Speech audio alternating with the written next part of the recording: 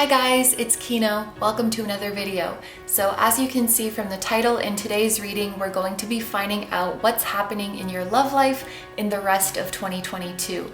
We did an overall prediction, like all life areas for the rest of 2022. So if you guys haven't checked that one out yet, feel free to take a look. But today is specifically focused on your love life. So we're gonna see what changes might be coming in the love department before the year 2022 comes to an end. So there are 4 readings for you guys to choose from today, and in each reading we're going to be using a different tarot deck. As you can see, this is what they look like from the back, but in just a second I'm going to show you a card from each of the decks so that you can see what the artwork looks like and see which one is calling to you. Today I couldn't decide which card to pick to show you guys. Like normally I show the same card from each deck, but I don't know, I just couldn't decide on one today, so I'm gonna show a different random card from each deck. So you might be drawn to the back, you might be drawn to the front, you might be drawn to the actual card that comes out. Like if you guys know the meanings of the cards, you might be drawn to a specific one. But yeah, okay, so let's show you guys each of your options and then please pick whichever one you feel drawn to the most. So for option number 1, your deck is the Ostara Tarot and your random card is the 6 of Pentacles. Option number 2, your deck is a purple and gold version of the Rider-Waite Tarot and your random card is the Queen of Cups. Option number 3, your deck is the Wild Unknown Tarot and your random card is the High Priestess. And option number 4, your deck is the Gentle Heart Tarot and your random card is the Magician. So these are all your options laid out side by side so that you can compare them and see which one is calling out to you the most. As always, take all the time you need to pick. You can pause the video if you need to, and I'm gonna go ahead and get started with number 1. Hi number ones, so if you guys chose the Ostara Tarot, this is going to be a reading all about your love life in the rest of 2022. So I'm gonna start off the reading with this deck right here, and we're gonna do a little something to make the reading more personalized for everyone. So I'm gonna pull 3 cards from this deck, and there will be 1 card for those of you who are at the beginning of a cycle in your love life, 1 for those of you who are in the middle, and 1 for those of you who are at the end of a cycle. It's very much up to you which part of a cycle you feel like you identify with, but just for example, if you're at the beginning of a cycle, maybe this is you're looking to meet somebody new, or you have just very recently met someone new and you want to see where things are going to go. Someone in the middle of a cycle might be already involved with someone, already in a relationship, or they've had the same person of interest for quite some time. And then someone at the end of a cycle is maybe going through a breakup or in a separation, or they've just recently ended a relationship or something like that. But even if you feel like you're more in the beginning of a cycle, but maybe you resonate with the middle message or the end message, that's totally fine. So please feel free to claim whichever or as many as you would like. So without further ado, let's get into it. Group number 1. I did want to say for this group, I was getting a really good feeling for singles, but specifically for people who have been single for a really, really long time. Like they haven't been in a relationship in ages, or maybe they have never been in a relationship and it's the feeling of like they've been waiting for a really long time and they wonder if they're ever gonna find someone. If there's anyone out there like that, I was getting a really, really good feeling for such people. So with that being said, we're gonna take a card for those of you who are at the beginning of a cycle in your love life. For my group number 1s who are at the beginning of a cycle in their love life. For you, we have the 7 of Crystals, and I literally just pulled this card and then 222 came up on the camera timer. And it's very funny that this card comes up just given the intuitive feeling that I was getting. Okay, a card for those of you who are in the middle of a cycle.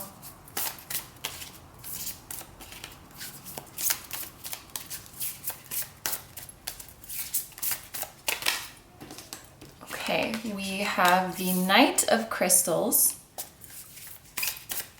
And at the end of a cycle,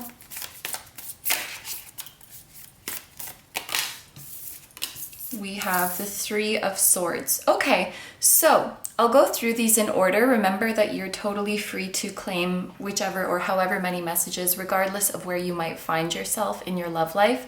But like I was saying, I think it's very interesting that we get the Seven of Pentacles for those of you who are at the beginning of a cycle, because this is a card that talks about you're waiting for results to come, you're waiting for your manifestation to come, and it's been quite some time. It's taken a lot of patience. As you guys might know, in the Rider-Waite deck, for example, we would see someone who has planted seeds and they're just like staring at the plant, waiting for the plant to bear fruit. So there is this feeling for those of you who are single, looking to meet someone new, or you're looking to get into a new relationship, like you guys have been freaking waiting. And I feel like the Seven of Pentacles is here to confirm to you that your patience will bear fruit, or your patience will be worth it.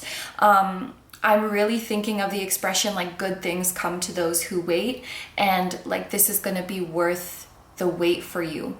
And it's almost as if Spirit is trying to tell you, for the amount of time that you've waited, we're bringing an equally amazing partner to you.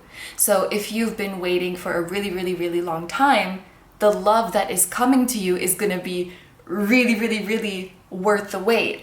And you're definitely going to have this feeling of like, I'm glad I didn't give up. I'm glad I stayed patient. I wish that I could tell my past self what was coming for them. There's totally that feeling of like it was worth it. So for those of you who are looking to meet someone, this is showing them manifesting into your 3D life by the end of this year, because crystals or pentacles have to do with things that are physical, things that are tangible, things that are right in front of you. It's not just a spiritual connection. It's not just picking up on an energy. It's like a physical person right in front of you. And actually, with that being said, those of you who have felt a spiritual connection to someone whom you haven't met in the 3D yet, or you've been feeling their energy hanging around you for a long time, even though they're not physically in your life, I feel like this is a huge indication that 2022 is the year that this person you've been feeling, this person that you've been longing for, is like physically appearing in the 3D in front of you, and that you're gonna feel like, holy crap, this person is everything I've dreamed of. This was really worth the wait.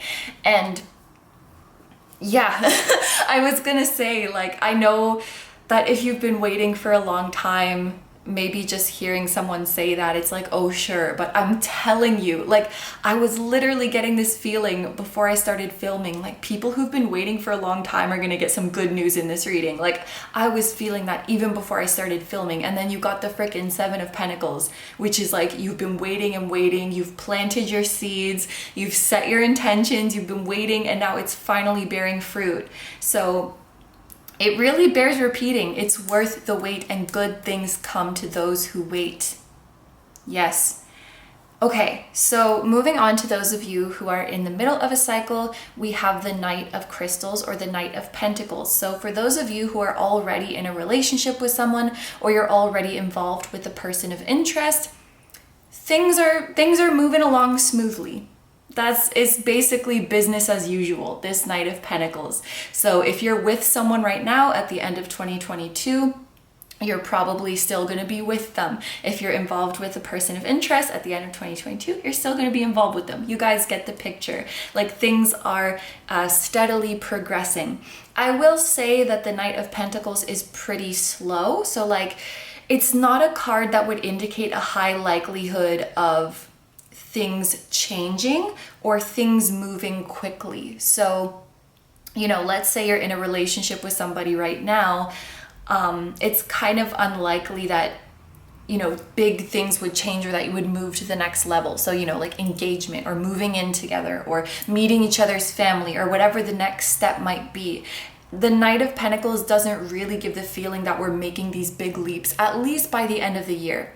we're kind of just moving steadily and taking things slow. And in the same way, if you guys are involved with someone that you're interested in and you're hoping for a commitment, it's also like not super likely to happen by the end of this year. But things will keep progressing, things will keep moving, you'll keep seeing each other, you'll keep getting to know each other. Yeah, I guess it's kind of a card that could be very reassuring and happy, or a little bit of a bummer depending on like how antsy you are to get the ball rolling. But it does mean that things are going to keep moving steadily. The Knight of Pentacles indicates consistency. So I do think that you will be seeing the person you're involved with very frequently within the rest of the year, and you'll be talking regularly. And I do think that your bond will be strengthening for sure. It's just that when it comes to like moving things to the next step or making leaps and bounds in your relationship, maybe that's more something that would happen next year. And I can't help but notice the full moon with the lightning bolts.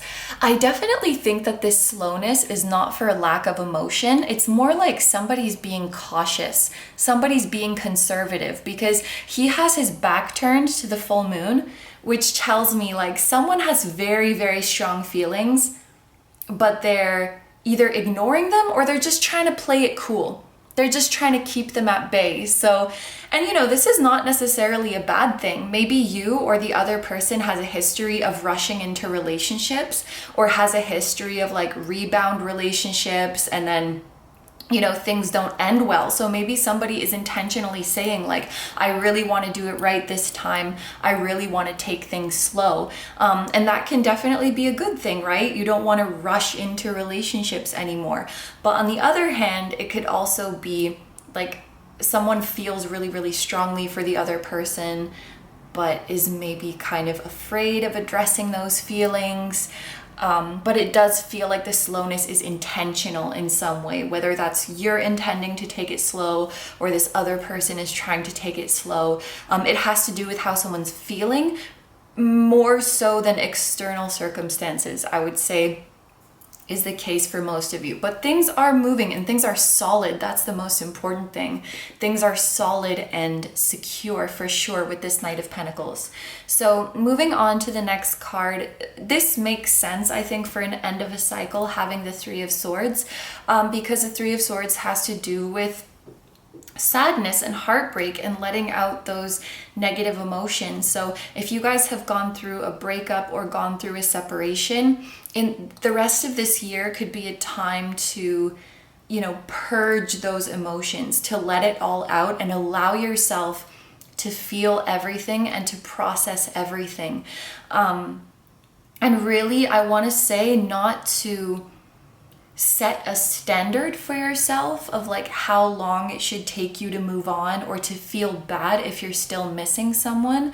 I don't think that's fair. I've heard some people say like, oh, the time it takes to get over a breakup or separation is 1 month for every year you were together, or these like, you know, set in stone standards like that. But emotions do not work that way. So maybe some of you are feeling like, oh, I should be over this person already, or I shouldn't miss this person. And it's okay. You don't have to demonize your feelings. And there's no such thing as a wrong feeling or a bad feeling. I really believe this. Like, emotions are emotions, and resisting them is only going to make them persist longer. So I think this is asking you, like, give yourself permission to feel the things that you feel. It's okay to be sad. It's okay to miss somebody. I will say with this card, I am kind of getting the feeling that it's discouraging reunions or like falling back to people from the past. So, you know, it could be tempting, I think, and I used to do this. Like when I broke up with someone, I would like text them again or see them again, or like have a physical relationship with them again, which, no judgment, obviously, but I feel like this card is maybe saying like, try to be strong. And if you're separated, to be separated. If you're broken up, to be broken up. And maybe moving on is really the best thing for you. And, you know, in light of what we just spoke about with the emotions, of course, that can be painful. But it's almost hinting like if you were to go back with your ex or get back with someone you were separated with, it's maybe less about it really being good for you to be together, and it's more about like trying to escape those negative emotions. Because moving through those negative emotions hurts, processing them hurts, and, you know, reaching out to them or getting back with them, it's kind of like putting a band-aid on it. So I think the Three of Swords is saying, like, just rip off the band-aid, allow yourself to feel and cry and be sad, and the new year will bring new hope. It will bring new joy. Okay, so now let's move into the deck that you guys chose, the Ostara Tarot. And we're gonna see more about the specific events or specific people that are coming towards you by the end of the year. For group number 1, what can they expect in terms of specific events in their love life? We have the Emperor,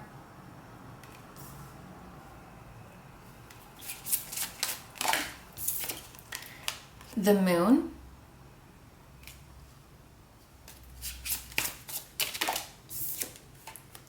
Justice. Oh wow, it's a lot of major arcana going on here.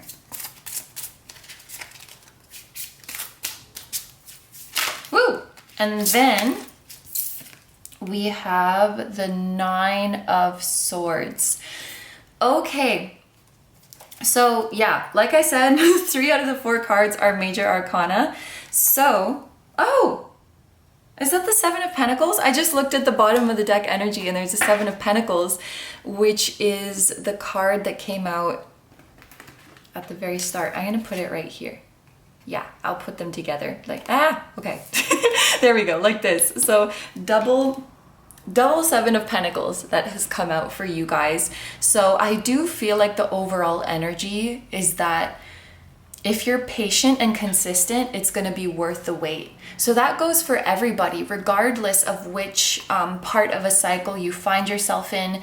If you're single, waiting to meet somebody, it's going to be worth the wait. If you're in a relationship waiting to move to the next level, or involved with someone waiting for commitment, it's going to be worth the wait. And if you're struggling to move on from someone and struggling to be patient with yourself, it's going to be worth the wait. That was the bottom of the deck energy, which I tend to interpret as like the overarching energy of the whole reading. And so it's letting you know that your patience is going to pay off.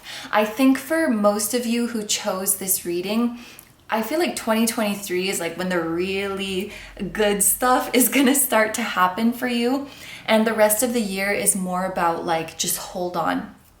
Just hold on, just wait. It's all going to be worth it. It's really this kind of feeling. But what I wanted to say before I started talking about the bottom of the deck energy is that having so much major arcana stuff going on here, it does mean that divine timing and divine orchestration has played, and I think will continue to play, a huge role in your love life. So you guys might find there's a lot of divine intervention when it comes to your love life, or you find yourself asking like, why did it happen this way? Why does it need to happen this way? Why, universe? You might find yourself asking a lot of questions like this, but the universe does have a plan for you. That is for sure. Fate is a really big part of your relationships, and I was even thinking fated connections, fated love connections coming to you.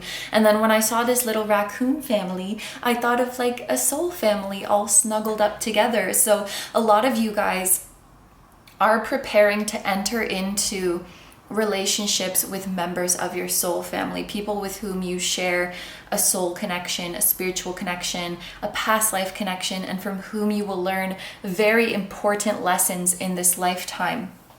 In terms of zodiac signs that we have here, we have Aries with the Emperor, which is, you know, super obvious in this deck. This is a very attractive Emperor, I might add. We have Aries with the Emperor, we have Pisces with the Moon, and we have Libra with justice. If any of you guys watching have like a partner or a person of interest who literally has all of these as like their big three, please let me know, because that would be so cool. Like a, I don't know, like an Aries sun, Pisces moon, Libra rising or something. That would be super cool. But these are zodiac signs to look out for. So if you guys are meeting someone new and they have a lot of this in their chart, that might be a sign that they are going to be somebody significant in your life. I'm also noticing that all of these people have shorter hair. Well, I mean, this is a man and maybe it's kind of long for a man, but they all have like shoulder length or above kind of hair, which I feel like is medium or short-ish. So the person coming into your life might have this length of hair. Also, I think they all have bangs as well. So that could be, oh, even these people up here have that same length of hair. If your person of interest or partner is someone who grows facial hair, they might have facial hair as well, like a beard or something like that. And they could also have like hair that is dyed in an interesting color, like a color that is not natural. Of course, that's probably going to be for a smaller group of people, but I did want to mention that as well. Okay, so looking into okay. Looking into the energy of your love life, I feel like right now, regardless of what your situation is with the Emperor, you guys have been learning the lesson of independence and really like holding your own and standing on your 2 feet and being there for yourself. Maybe some of you guys have just like moved away from home, moved away from your hometown, or maybe you're recently single. There's this feeling of like you're learning how to fend for yourself. You're learning how to take care of yourself, how to heal for yourself, how to be there for yourself and just depend on yourself. That's the feeling that I'm getting with the Emperor. And it's very interesting that we have like the order that they came out in. Justice with this Libra energy. This is about partnerships, especially in the context of this reading. And the moon is about like illusions or confusion in this context.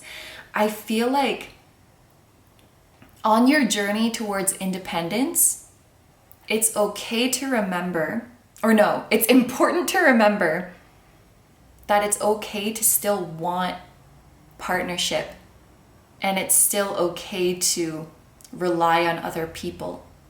And it's okay to feel like you miss someone or feel like you need someone. Otherwise, we're robots. We're machines. Humans are social creatures, and humans are very emotional, and humans long for connection and partnerships and compassion. And I feel like, ooh, I don't know if you guys can hear, but it just became 5 p.m. So now there's like a cute little song playing in the neighborhood. I love this time of day. Yes, so it's all about balance, right? And I think when we talk about independence and fending for yourself, it's this feeling of like, if I'm alone for a certain period of time, I know that I'm going to be okay. I know that I can take care of myself. But just because you can do something, it doesn't mean that you have to do it all the time, or that you should do it all the time.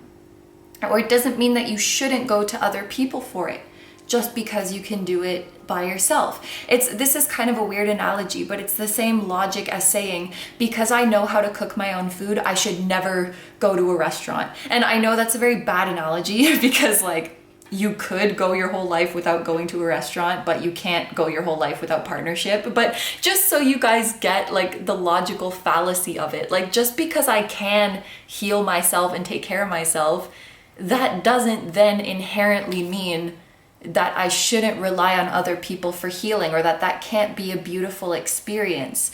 And like, it's okay if you're single and you want to be with someone, like that's okay. And so I think that at the beginning of this journey, it starts with like being honest with yourself about what you really want in your love life, and not feeling bad about it. And honestly, there's a lot of that in this community, like, oh, not another love reading, and like making people feel bad for wanting that kind of stuff in their life, or for having feelings for somebody, or for craving that closeness. You know, there is, well, maybe not a lot, but there's a bit of that. I've definitely seen it before. And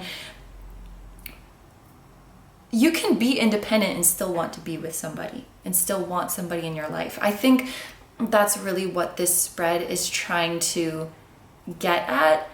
And I think being honest with yourself is like the first step, and not feeling bad about that, or not feeling like wanting someone makes you any less of a bad bitch. And I say that in a gender neutral way.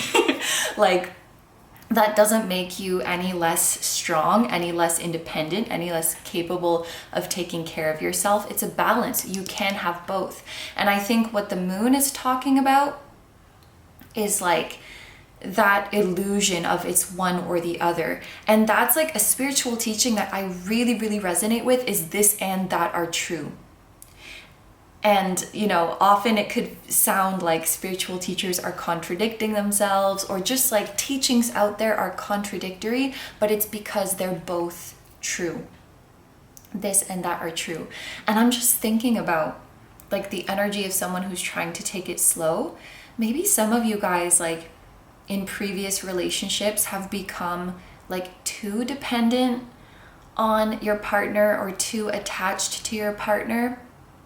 And now you're afraid of doing that again. So you're being cautious when it comes to love, or you're trying to take things slow when it comes to love because you don't want to repeat that. And so it's like we need to learn that opening up to someone and partnering up with someone, you will not lose your independence. You will not lose your control. I think that's the really important message here. And also I want to reiterate with the Emperor, which we spoke about with the Knight of Pentacles as well, is that you guys are coming into a chapter of your love life where it's very stable and very, very secure. So I want to reiterate, your current partners or current people of interest, if you have them, they're keepers. They're keepers and they're not going anywhere. We have a lot of energy of things progressing slowly and steadily. And I see very often with the Emperor, it's this energy of like, I'm here to stay. I'm here to stay. I'm not going to go anywhere. The Emperor is stubborn, you know. I'm not going to change my mind. And he also has this vibe of like a provider and a protector. And that's the other thing. Like, just because you can provide for yourself, that doesn't mean you can't let someone else provide for you sometimes. You know, I can pay for my own stuff, but I still like to get treated sometimes. It's that kind of energy. And so in this next chapter of your love life, I think Spirit and your higher self are also encouraging you to get more comfortable with like letting people treat you, letting people provide for you, leaning on someone's shoulder, you know, crying on someone's shoulder, and just, you know, maybe you guys are so used to, I have to be responsible, I have to take care of everything, I can't show my weakness, I have to be strong. And your higher self wants you to soften a little bit. Soften and open up and rely on your person of interest, your partner, the new person who's coming in. Allow yourself to do that more. I'm getting this feeling of like you're afraid of being weak, or you're afraid of being too emotional, or something like that. And we're learning. I don't know why the words bad bitch keep coming in my mind. I'm so sorry, but it's like I can be emotional and also a bad bitch. I can be soft and also a bad bitch. It's like, it's that kind of feeling that is coming through, and that I think is important for you guys to learn. Another thing I want to mention, there's a pretty clear scenario here of like how you could be meeting someone, for those of you who are meeting someone new. It's like you're at a social event at nighttime and this person is there, and they have a resting bitch face, or they just come off as very serious, or they're a person of few words. And so when you're talking to them, you can't tell if they really liked you, you know, because maybe they didn't say much, or they, you know, their facial expression was pretty like cold or monotone or something, but you really, really liked them. And then you go home and you're thinking about it all night. like, did I say something wrong? Was I boring them? I think they didn't like me. And you're like worrying about it. But I feel like it's something that you would laugh about in the future when you're together. Like, once you get to know them, like, oh, they just have that kind of face. That's just how their face is. Or like, oh yeah, they're just shy, or they're just quiet like that. Once you know them, you can laugh about it and be like, oh my God, when I first met you, I thought you hated me. Or like, I thought I said something wrong, but now I know you and I get you, and that's just how you are. But yeah, that was a very specific message that was coming through. Another thing that I think you guys are learning how to do is to feel your way through relationships, because we have the moon person here has their hand on their heart. The moon is very much about our emotions and our intuition. And then we also have the justice image here, where we see the scale is being weighed without actually looking at it. We just have to feel our way through it. So for those of you, you know, there's some things like, oh, they took this long to text back, so I'm going to take this long to text back. Or like, you know, the timing of saying I love you, or like, I shouldn't double text them, or I shouldn't ask to see them because it's only been this much time, or I don't want to make them feel this way. We're moving away, even like, it should take this long for me to get over someone. I feel like we're moving away from that kind of stuff. We're moving away from like those kind of rules. And even for those of you, like, you know, there's those articles about like 5 signs that this person is into you, or like I see it on YouTube sometimes too, like 3 signs that she's not into you, or this kind of, I want to say crap, honestly. Like, I'm sure there's some good nuggets in some of the videos, in some of the articles, or like 6 signs that this person is your soulmate. Like, no. For this group, we're moving away from that kind of stuff. And this is not a blanket statement. I'm sure those can be helpful for some people. What I'm saying is, for this group specifically, I feel like at this point in your journey, it's important to move away from those kind of things and trust your own feeling. Like, imagine you had a really good date and you felt really, really good about it. And then you go home and there's some article online, and it's like, if your date said, I had a really good time tonight, good night, it means they're not interested in you, or something like that. And then you start to second guess, right? Like, oh, I actually felt this way, but this article says this, or like my friend says that. This is the kind of stuff I think that we're stopping, we're putting an end to. And we're starting to trust our emotions more. This is the advice for you in the rest of the year. And that goes for pick a cards as well. Like, if you feel in your heart that a connection's going in a good direction, and then you watch a reading and they're like, it's not gonna happen, ignore it. Like, trust what your feeling said, and not let these things get to your head. Because if you don't listen to what your heart is saying, you're always gonna have that feeling of what if. What if you, imagine you listen to that reading that said it's not going anywhere and you give up on the connection. You're always gonna have that nagging feeling in your heart. Like, what if there was really something there? What if I really trusted my emotion? So we have to listen to the promptings of our heart. That's your advice for the rest of 2022, and that's how you can assure success in your love life.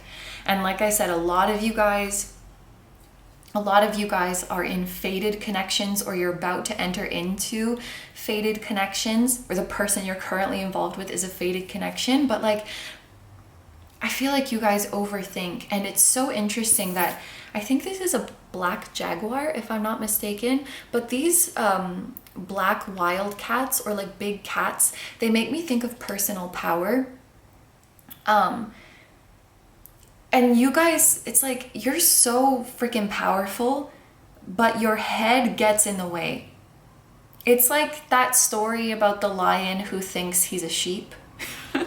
I don't remember it, but you're this panther, and you might see yourself as like a little mouse, as someone who is not capable, or as someone who's not tapped in, as someone who's afraid of being weak. And it's like, you guys don't see your power. Okay, this is kind of a weird example, but like, I'm thinking of like some men who are really, really averse to feminine things. Like they would die if they wore pink or something like that. Does that seem like someone who's secure in their masculinity? Probably not, right? So I think where I'm going with this is like, if someone is so terrified of admitting, like, I want a partner, I want someone that I can lean on, I enjoy love readings, whatever it might be. If you're afraid of admitting those things, that's kind of the opposite of being independent or the opposite of being secure. It's like you're so insecure about your independence that you have to go around being like, I don't need a partner. I'm so sick of love. Nah, nah, nah. Do you know what I mean? It's like overcompensating energy. I feel like maybe my analogies are not super on point today, but I hope that you guys can get like the gist of it. Someone who's confident in their power and confident in their independence and confident in their ability to take care of themselves, they will have no problem saying like, hey, I would like to come over and be the little spoon. I would like to come and cry on your shoulder. I would like you to hug me and tell me everything's gonna be okay. Because they know that doing those things doesn't make them weak. They're not insecure about that. You see, kind of getting somewhere with the analogy, but that's what I see when I look at this card. It's like you guys are so freaking strong, but your head gets in the way, or your overthinking gets in the way. And the same goes for your intuition. Like what you feel about your relationships, what you feel about your connections, that's valid guidance. But it's like when the smallest thing on the outside contradicts that, you're like, oh, what if I'm wrong? That's kind of the feeling that I'm getting. But I know that you guys are on point because we have the Emperor, we have the Knight of Pentacles. Like the people you're manifesting, the people you're bringing in, or the people you're involved with, they're here to stay. They're your destined people. And like, you're right on your destined path without even trying. Even when you're stressing yourself out and worrying that you went the wrong way, you're doing the right thing. So trusting yourself, and especially trusting what your heart tells you, what your emotions tell you, that's very important. And you know, this is easier said than done, but if I could give this group one piece of advice, when in doubt, go with your heart. I think that's what this group needs to hear. And again, that's not a blanket statement. That's not a hard and fast rule for everyone, but for you guys, because the compass of your heart is so on point. Your advice is, when in doubt, go with your heart. Because with this Nine of Swords here, I feel like it's your thoughts. I feel like it's your anxious mind that tends to get in the way. So let's finish off the reading now by taking a look at some of these oracle cards. We have Vesta with devotion. Yeah, so a lot of you guys, like, if you're in a committed relationship, you're staying committed. If you're involved with someone, it will move into a commitment. If you're manifesting someone new, it's a person you'll be in a long-term committed relationship with. I'm a broken record at this point, but the cards really want you to know this. Like, dedicated, committed love is coming your way. Sacred sexuality. Okay, so good sex is coming your way too if you're a sexual person. Fertility could be someone that you will have children with, if you want children, again, or the person you're currently with. Maybe that's like the next step for you guys is having children. And so we're like, you know, keep trying, keep being patient. Kundalini energy, dedication, purity, self-discipline, focused passion, diligence, inner spark, and spiritual commitment. I feel like you guys have really, really been committed to your spiritual journey. So healing, following your passions. I feel like, and I don't say this lightly, like you guys are doing everything right. You guys are doing an amazing job. You've really dedicated yourself to walking the path that your soul wanted, or walking the path that your soul designated for you. And I think when you get in your head, sometimes you start to doubt that, but you're exactly where you need to be. You're like right on the money. So while this devotion, I think, is also talking about the relationship you're in or the relationship you're going to be in, this devoted, dedicated, committed relationship. I think this is also talking about you guys really being dedicated to yourself and your own growth and your own journey. And this is beautiful spiritual love coming your way. Like, for those of you who have been waiting for a long time, like, it's worth it because it's the deepest soul love. And you would rather wait for that amazing love than just be like in relationships that are whatever. It's like fast food. Or you can wait 12 hours for like a gorgeous, delicious, expensive feast. We want to go for the feast. That's our energy. We're going for the beautiful fancy feast. No, fancy feast is pet food. You guys know what I mean. For the next card, we have stillness. I do believe that this is talking about patience again. Winter season could be significant for you guys in terms of like a new development in your love life, whenever that's happening where you are in the world, or someone born in the winter season, or someone you met in the winter season. And swans make me think of reflection and mirroring, and again, like soulmate energy. So this is, yeah, like it's coming out for like the 30th time, but a connection that is very, very well worth the wait, and someone that you really see a reflection in. And what I'm specifically hearing for this card is like, in terms of reflection and mirroring, it's someone who really mirrors your values, like what's important to you, what you want to support, what you want to stand for, and what you don't stand for.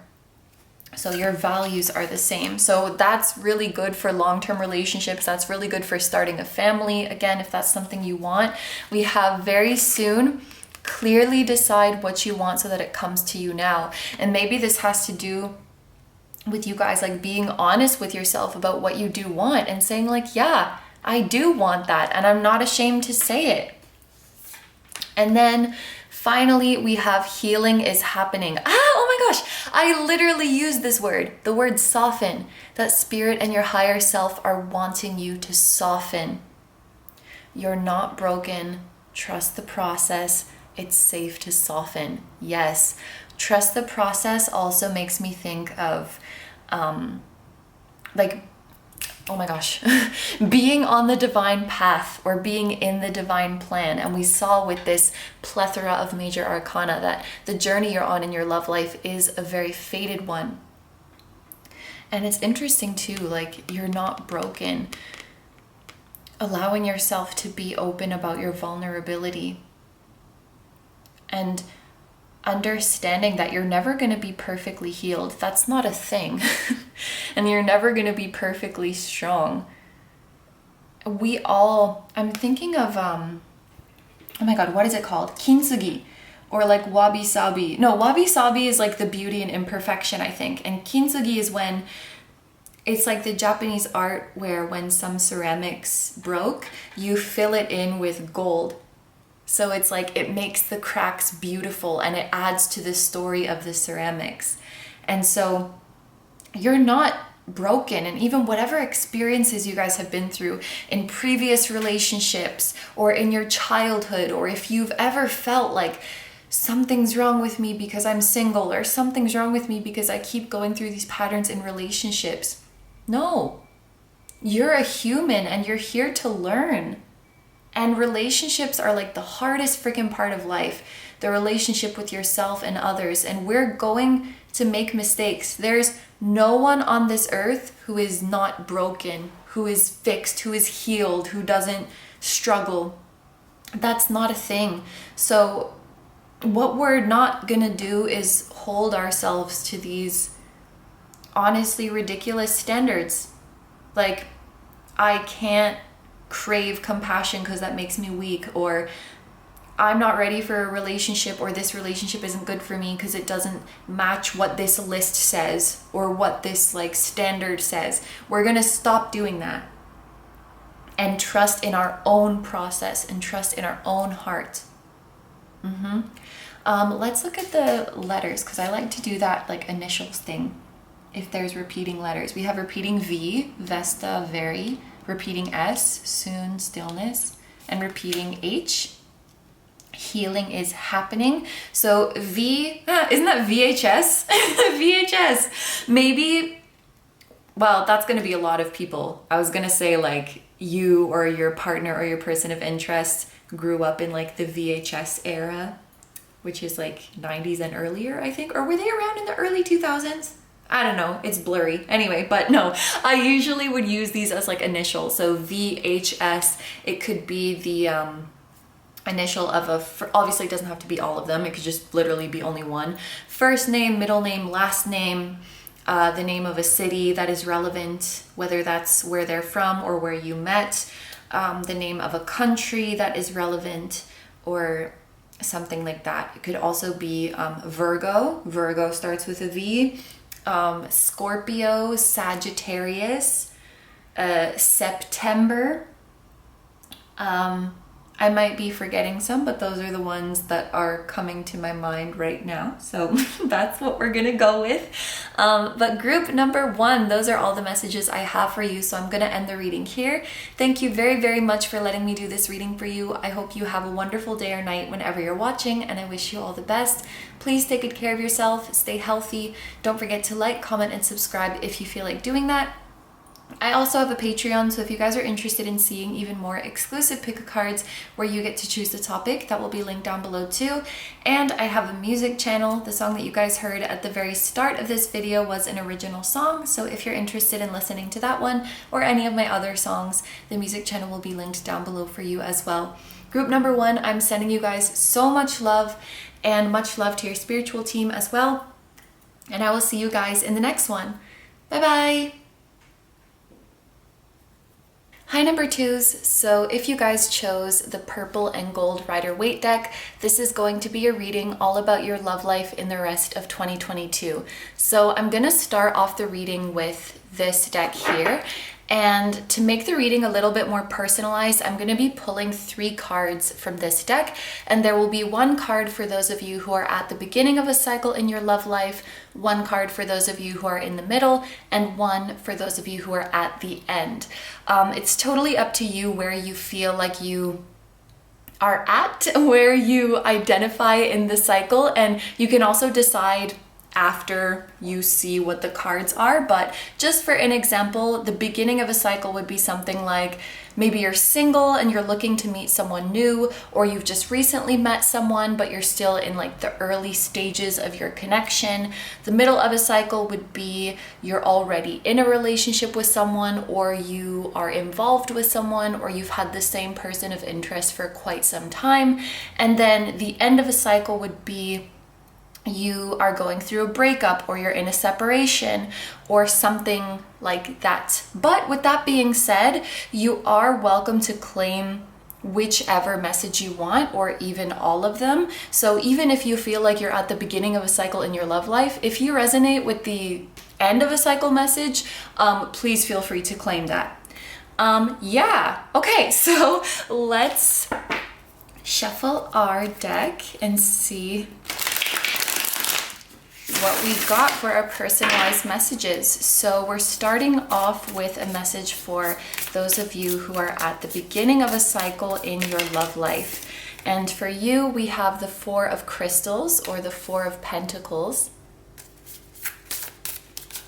For those of you who are in the middle of a cycle,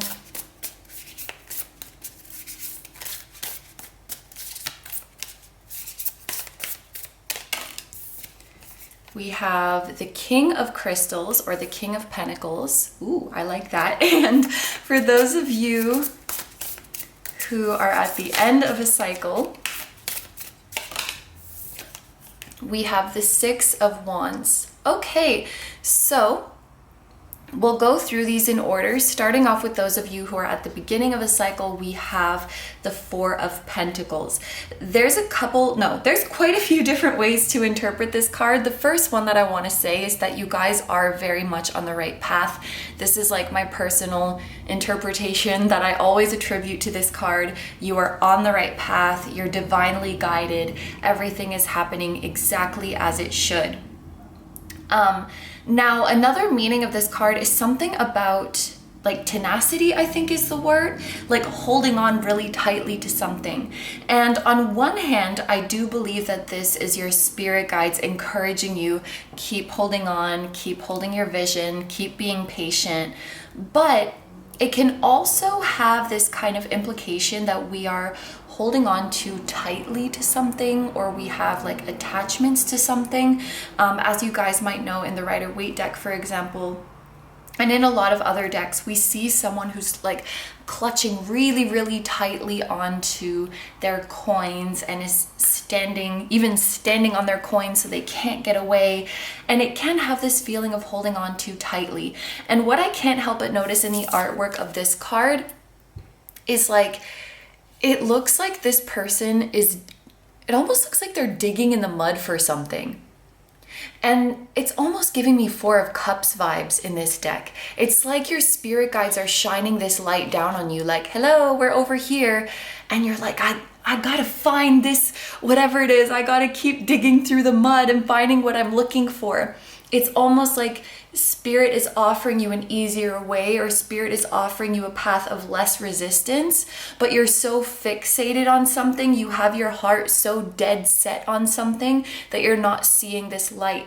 So for some of you, this could be like you're really, really attached to a certain person, and spirit has been trying to offer you other options, and it's like things aren't. This would maybe be an interpretation for those of you who are like really, really fixated on a specific person and you haven't been having any luck with them. And this is like spirit trying to offer you other options, honestly, or other opportunities, other connections, and you're just like digging in the mud and trudging through, almost picking a path of more resistance or picking a more difficult journey just because of a very strong attachment to a certain person. This could also have to do with a certain way of meeting somebody. Maybe you really, really have it in your head. This is just an example, but maybe you really have it in your head that you're going to meet your partner through a dating app or something like that. Or there's one specific way that you're going about meeting somebody, or there's one specific way you're going about manifesting somebody. And I just think this card is warning, like, if you're too fixated on whether it's specific people, whether it's a specific way of meeting someone, like a specific outcome, even like a specific appearance or a specific type of person, I think this is saying to let go a little bit of these kind of needs to control and be open to how things want to play out. Because I'm just getting the vibe with the visuals of this card, like spirit is offering you another option or another way, and an easier way, and a way that is better for you in the sense that it will make you happier. Try to be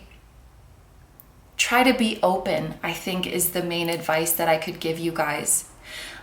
Moving on, for those of you who are in the middle of a cycle, we have the King of Pentacles, and I already said I really like this card. This is an amazing, amazing card to get in any reading, but it's a really nice card to get in a love reading as well. It means that the specific person you're in a relationship with, or the specific person you're involved with right now, because you're in, the middle of a cycle with somebody, they are long-term material, they are a keeper, they are life partner material, and most likely they are here to stay. And I feel like this is even indicating, like, by the end of 2022, you could be moving to the next level with this person. So if you guys are already in a committed relationship, then you might be moving forward to living together, or engagement, or starting a family, or meeting each other's family. Whatever stage you're at, it's like you're reaching the next level with this person. You might even be discussing about your long-term future together, or discussing about being together forever. There might be something about finances as well, like putting your finances together for something, or making a major purchase together, or like planning your finances and planning your material possessions together.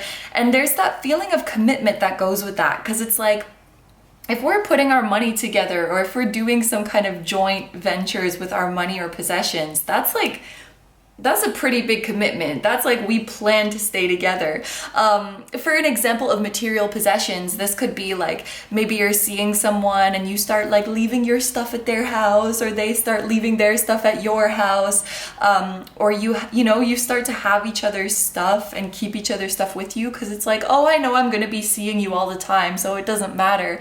Like, your stuff is getting meshed together, your finances are getting meshed together, you're starting to trust each other more with those types of material things. So I think that your bond is really, really strengthening for those of you who are already involved with someone. I think you feel really, really good about the person you're with. I think your spirit guides feel really, really good about them as well. And I just love that this person's heart space is, I love that. Oh, you know what's really interesting? I was thinking, like, I wonder if there's some relevancy to, it looks like the King of Pentacles is looking over at this card, and doesn't it kind of look like the light that's beaming out of this king's heart would make that shape? Like, if it was beaming down from the ceiling, this is like a tarot card diorama going on here. And this is, for those of you who are at the beginning of a cycle, it's like spirit, or no, your King of Pentacles. Your King of Pentacles, your forever person, your long-term person, your keeper is trying to shine their light on you. Like, their higher self is trying to find you, but it looks like you're looking somewhere else. Like, you're not looking in the right place. But there's some lesson in here, because it's like this is supposed to be happening, but their light is trying to shine on you, and you're just struggling to find them in the 3D, but their higher self is trying to connect with you. Like, that's the kind of vibe. But even if you guys haven't met your King of Pentacles yet, they're looking for you, and their higher self is communicating with you. And it's like right in front of your nose, I feel. Maybe you guys are dealing with, like, for those of you who haven't met your person yet, maybe you feel their energy, but it's kind of elusive. And maybe this is advice, like, the more you force it, I just got the analogy of, like, you know when there's little floaties, there's little floaties in your eye, and like, if you try to look at them, they run away. It's that kind of elusive thing where the more you force it and the more you try to look for it, the more it feels like it's slipping away. So maybe this is hinting like your King of Pentacles is gonna find you when you least expect it, when you're not looking, or in a place where you're not looking. Like, you were so fixated on a certain person or meeting them in a certain way, but they're coming out of left field. Because again, it was almost giving me Four of Cups energy, like there's something you're not seeing. Yeah, I feel like those two kind of go together. But oh, and I just saw 1111, so yeah. But for those of you who are in the middle of a cycle, it's very, very positive energy. I'm also noticing it's quite faint, but there is an infinity symbol, or a line that is reminiscent of an infinity symbol above the King of Pentacles head. And if the camera, oh, there we go. She focused. I don't know if you can see it, but there is an infinity symbol above the King of Pentacles head. So for those of you who are, you know, in the thick of a relationship with someone or involved with somebody, there really is potential for long-term or even forever with them. So moving on now, for those of you who are at the end of the cycle, we have the Six of Wands. I really do feel that there's multiple ways to interpret this, but what I will say is that the Six of Wands means that you are getting your desired outcome and you're becoming victorious in your situation and feeling really good about it. So this means that whatever you're wanting to happen in your case is going to happen. The reason I say it could be interpreted in different ways is because when it comes to separations, there are some people who, for them, victory is moving on. You know, they want to get over the person that they're separated with. For others, their victory is patching up the relationship, is having a reconciliation. And I don't know which one it is for you, dear viewer out there who is watching, but I do want to tell you that the Six of Wands indicates that your desire with regards to this separation, your desire with regards to this end of the cycle, it is going to come to you by the end of this year, because this is the rest of 2022 reading. You will get your desired outcome by the end of this year. And this is really going to make you feel, honestly, on top of the world. That's the Six of Wands. You're feeling on top of the world. You're feeling very, very good about yourself. There was like a specific message coming through, like for those of you who are going through a messy separation, like a divorce, for example, where there's like legal issues involved. I do think this is indicating that you will come out on top. And also a very specific interpretation for those of you who were like, your ex was unfaithful towards you and it was kind of them who messed up the relationship. This could be you.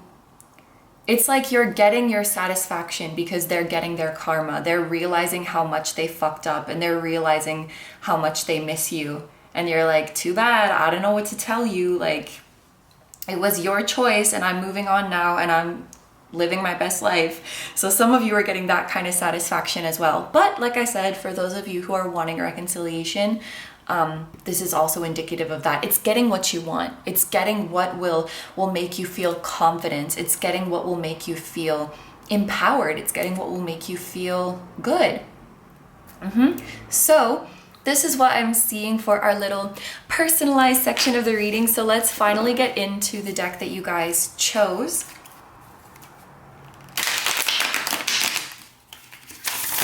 It's interesting too that the King of Pentacles has 7 pentacles, because the 7 of Pentacles means like you're bearing fruit. The effort that you've put into this relationship will be worth it. Those of you who are in the middle of a cycle, like, I'm getting such good vibes from your connection, from the person you're currently with, the person you're currently seeing or in a relationship with. It feels really, really nice.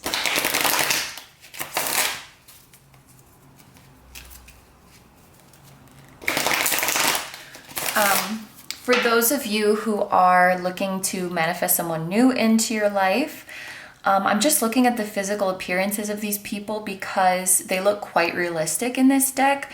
I feel like this person has it's like they have a lean, toned body. Like they're toned, but they're not like super big. So a lean toned body could be significant.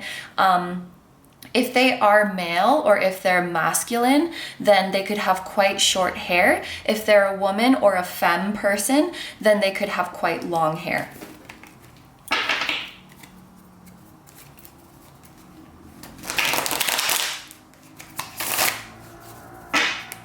Okay, so with this part of the reading, we're going to take a look at specific events. This was more like the general vibe of your love life, and now with this deck, we're going to look at specific events. In group number 1, some of the messages that came out in this part were more like advice, but I'm going to leave it open to whatever you guys need to know about your love life. So we have, oh my gosh! Okay, so these 2 cards came out together like you hit the lotto in your love life, no matter where you're at here. I'm gonna keep these together. Okay. And then we have the Page of Cups. Interesting.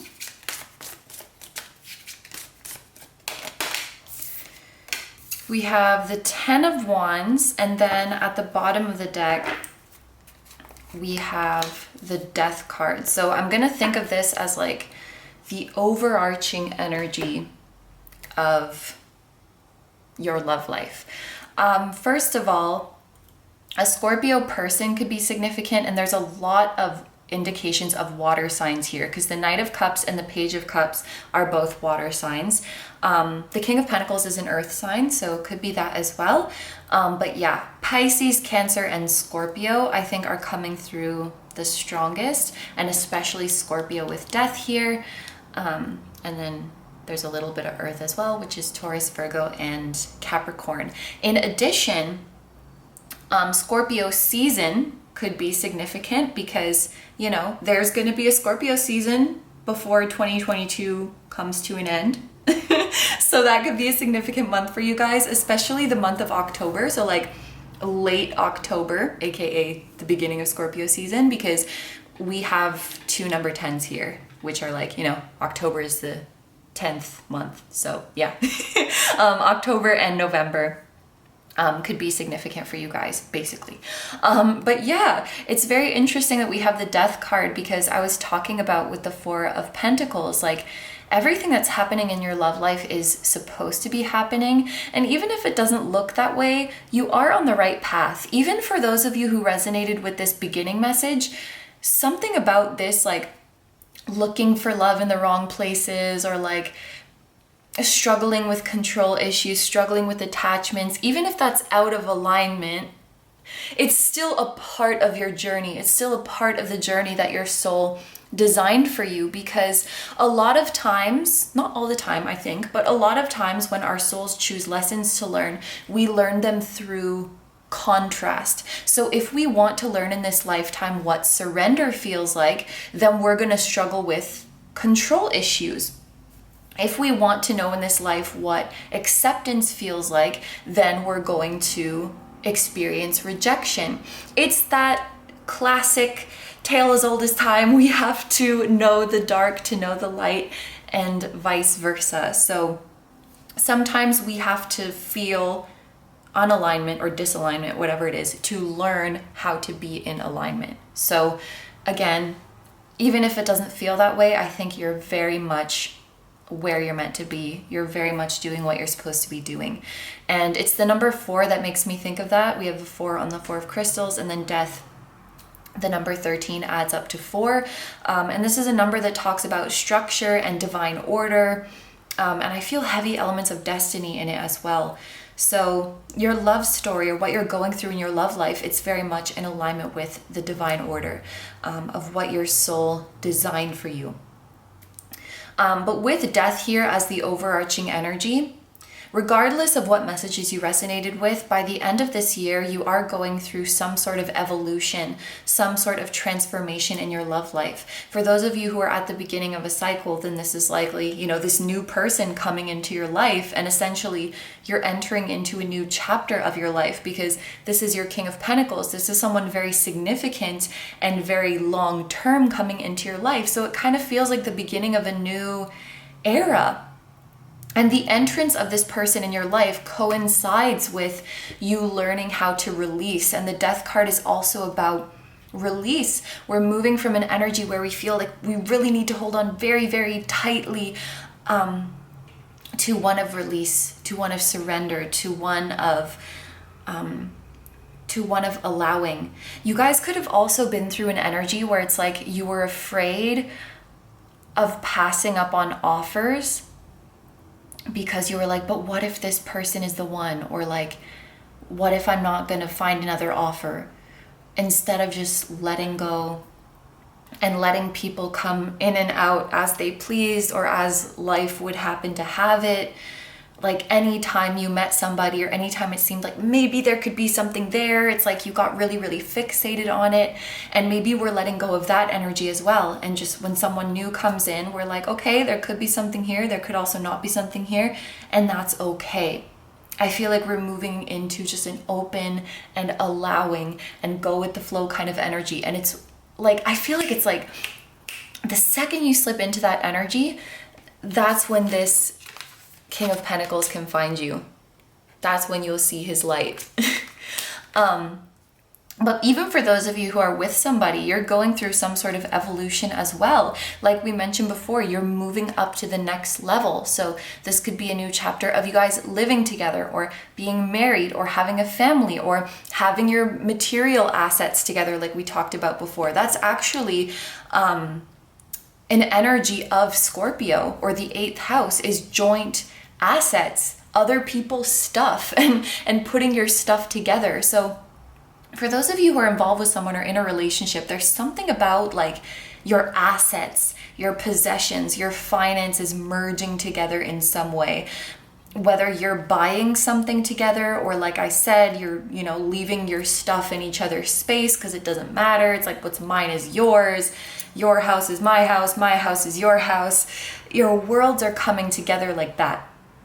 And the 8th house is also about intimacy, so that works as well. Like you're merging together, you're becoming more intimate in that way. Like what's mine is yours, what's yours is mine. And you're starting to feel more like a unit with your person. Like you've joined forces, like you've become a package deal. I feel like you could also start getting more deeply involved into each other's friend groups or into each other's families, such that like when your family or friends ask to hang out with you, they're like, are they coming? Is your person coming? And vice versa. When their person's friends ask to hang out with them, they're like, is group 2 coming? I think people start to kind of see you as like a package, and that feels very good and that feels very validating, and I think that's going to bring a feeling of security and strength to the relationship. So this is like the evolution that you guys are going through. And then for those of you who are at the end of a cycle, you know, death is also about release. So maybe the majority of you guys, this is about like moving on from somebody, moving on from your ex, moving on from the counterpart you're in separation with, and starting to cultivate confidence from within and being like, you missed your chance. I'm going on to live my best life now. Maybe the majority of you guys will resonate more with that energy. Of course, I am not revoking that if you want a reconciliation, it is very much on the table, in which case death would likely indicate that there is some sort of, well, yes, a death and a rebirth going on in your existing connection, where if we're going to make things work, we have to release things from the past. We have to release, we have to work through our arguments, we have to work through our fights, we have to release these insecurities that were causing strain in the relationship, we have to release these limiting beliefs, we have to release these habits that were putting strains on the relationship. Like if we want to make this work, some things need to be let go. It can't be the same as before. And for those of you who are wanting a reconciliation, and this is what's coming for you by the end of the year, I will say that at the very least, if you do get back with your person, the dynamic is not going to be the same. And maybe that's a good thing. Maybe that's a good thing for some of you. Like, it's not going to be the same as before. It's going to be a different dynamic. It's not going to feel like the same relationship. So you will get your reconciliation. Hopefully that different dynamic is a good thing. Like, you're happy to hear that. But for those of you who are thinking like, I just want things to go back to how they were before, death means that's not really possible. Things would not go back the way they were before. So maybe that's something to think about. Like, if you're wondering, should I manifest this person back or not? Should I go back with them or not? It's like, you can, but it will never be exactly the same. That's the vibe that I'm getting. So now that we've spoken about our overarching energy, let's look at some of the specific events here. I'm really excited to see the Knight of Cups with the Ten of Pentacles, because this means that someone is coming forward to you with a love offer. So we have a new person in coming to bring you a love offer, or for those of you who are with someone, I feel like this moving things up to the next level, it is going to come from your partner. It is going to come from your person. And whatever situation you guys are in, your offer is coming from the other side. It's coming from the other person. They're gonna make you this offer, and it's so sweet how they came out together, because the Ten of Pentacles is like building a long-term future, building a family, building a foundation of trust. It's loyalty, it's settling down, it's long-term prosperity. So someone, regardless of your situation, someone is coming in who wants a happy, prosperous, long-term future with you, and wants to build trust and loyalty with you, and wants to build an empire with you. Maybe for some of you, like, you're getting a pet together, and that's like a big step in your relationship. Because I just noticed the dogs, and there's also a horse, and the pet like binds you guys together, you know? Like, ooh, we're really a couple. Like, we're really together now. We share a dog, or like we have this pet horse together or something like that. Because there's, you know, that thing about joint assets coming through. But yeah, by the end of this year, you guys, you're having discussions with someone about a stable, secure, committed, long-term future, and you're building a foundation of mutual trust and respect and loyalty. For those of you who are meeting someone new, like, you're meeting someone who's in it for the long haul. They're not interested in like hookups. They're not interested in something casual. Like with this 10 of Pentacles, they want something with substance. They want something real. And even the King of Pentacles talks about that too. And this is someone who's not afraid to express their emotions with the Knight of Cups. This is someone who's going to be very expressive, very affectionate.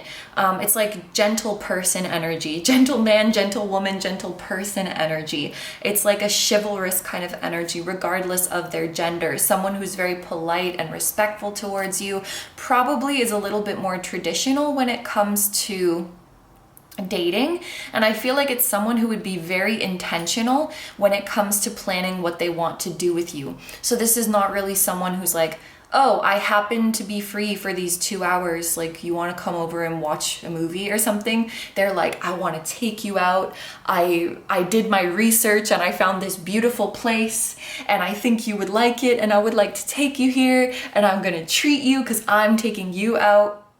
They're like, I don't know if traditional is the right word, but maybe, you know, like the traditional dating and winning someone over. And I feel like they're going to be very good listeners as well. That's coming through too, especially when it comes to emotional talks, you know, talking about your feelings. They're not just like nodding along or like, yeah. They're like adding their own insight, or they're asking you questions like, how did you feel in that moment? And, you know, offering advice, or I can relate to you. I had this similar experience, and, you know, making you feel less alone, because the Knight of Cups also has this empathy to him, I feel, where when you're with the Knight of Cups, you really feel understood and you really feel related to, and like someone can understand and relate to your feelings. So whatever situation you're in, you have such a sweetheart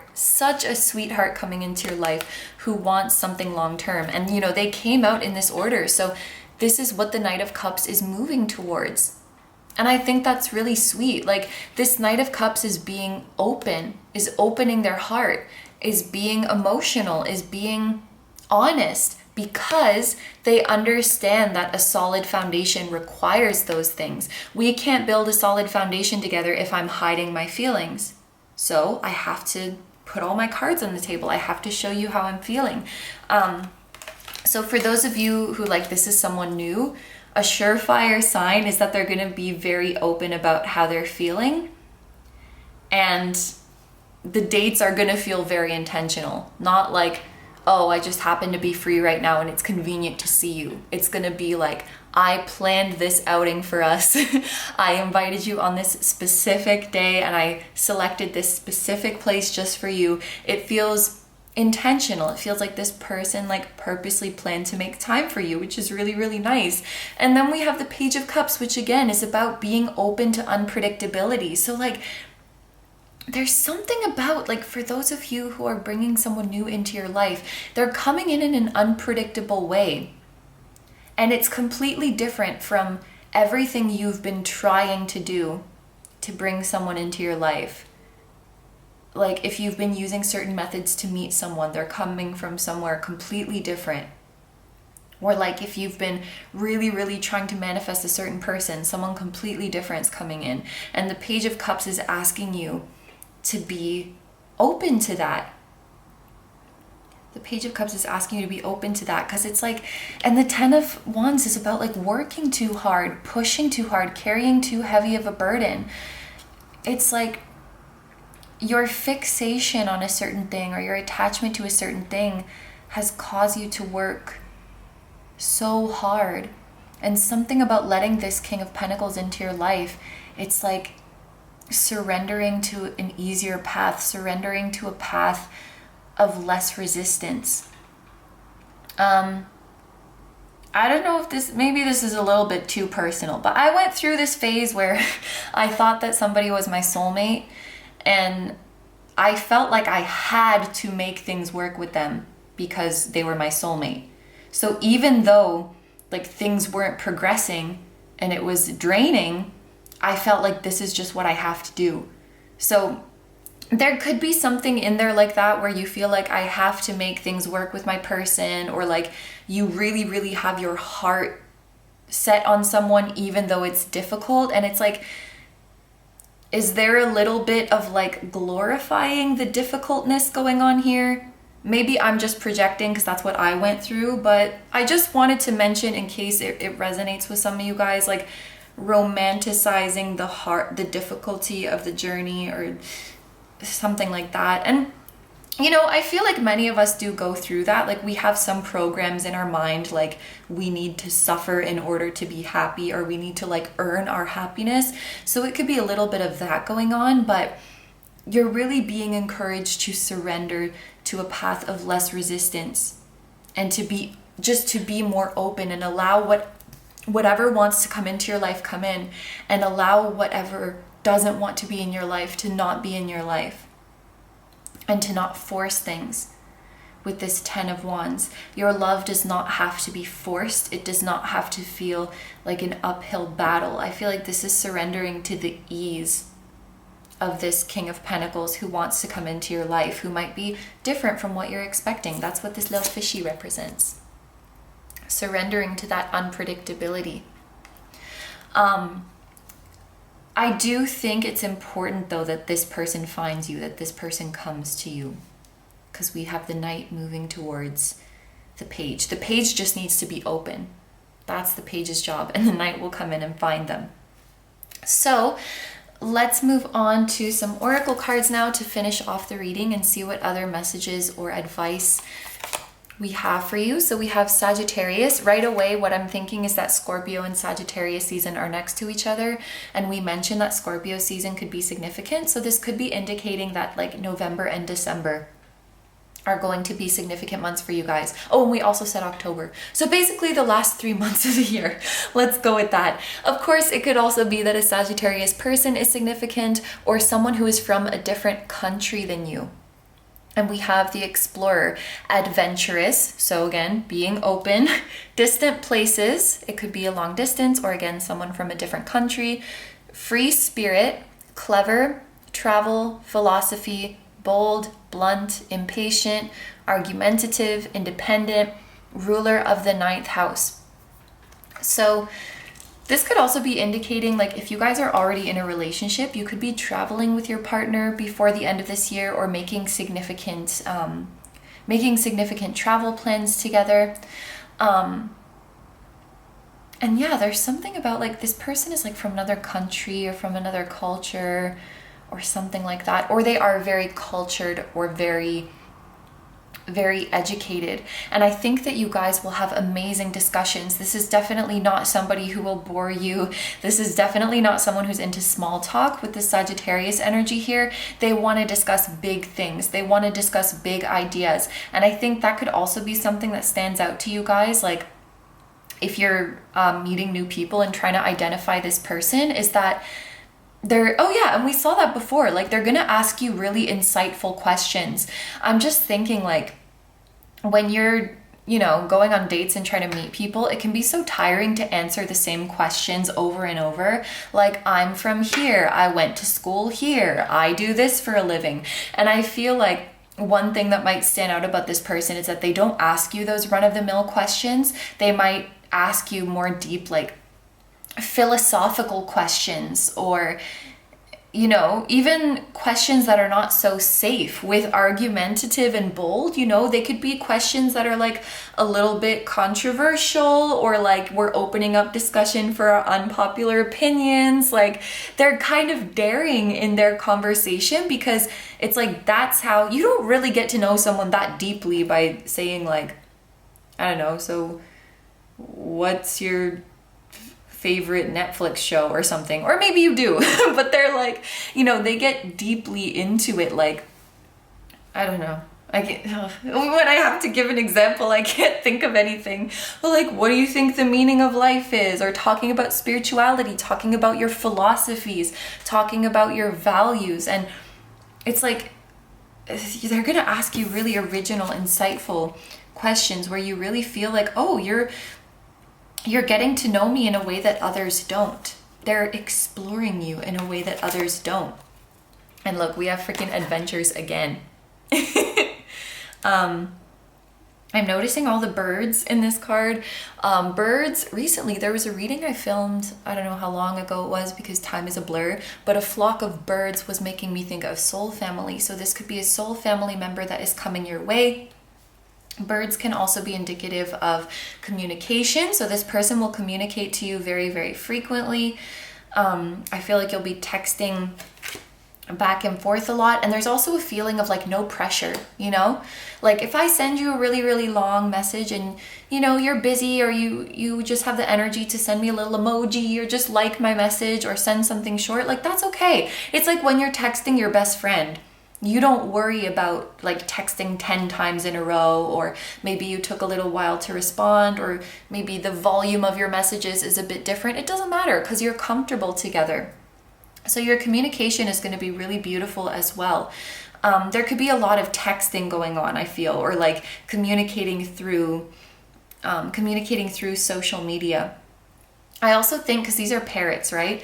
I think that regardless of what stage you're at with your person, especially with the rest of this year, you're going to start mimicking each other, I think. Like you'll notice that you start talking like each other, you start using the same phrases or using the same gestures, like you're becoming more and more alike. And it's funny that we had that message of like material things meshing. It could literally be your physical selves are becoming more, you might even start looking like each other, or start dressing like each other, start carrying yourself like each other, where it really feels like you're becoming one. Even if like you just met this person, it's like you just adapt to each other so quickly. And I think that you'll also go to a lot of places that you've never been before with this person, or try activities that you've never done before with this person. Finally, we have make the effort. Great love is worth taking the steps you're guided to take. Again, we have this image of this person is coming in from the left and making this huge leap to get to their love. So it reflects, it reflects what we see in the tarot cards. This knight is making the journey towards you, making the effort towards you. So I think we mentioned this before, but you're really going to feel like, oh, this person is serious about me. This person is really making the effort for me. And that's really sweet. And then finally, we have lineage of the rose. Ooh, lineage.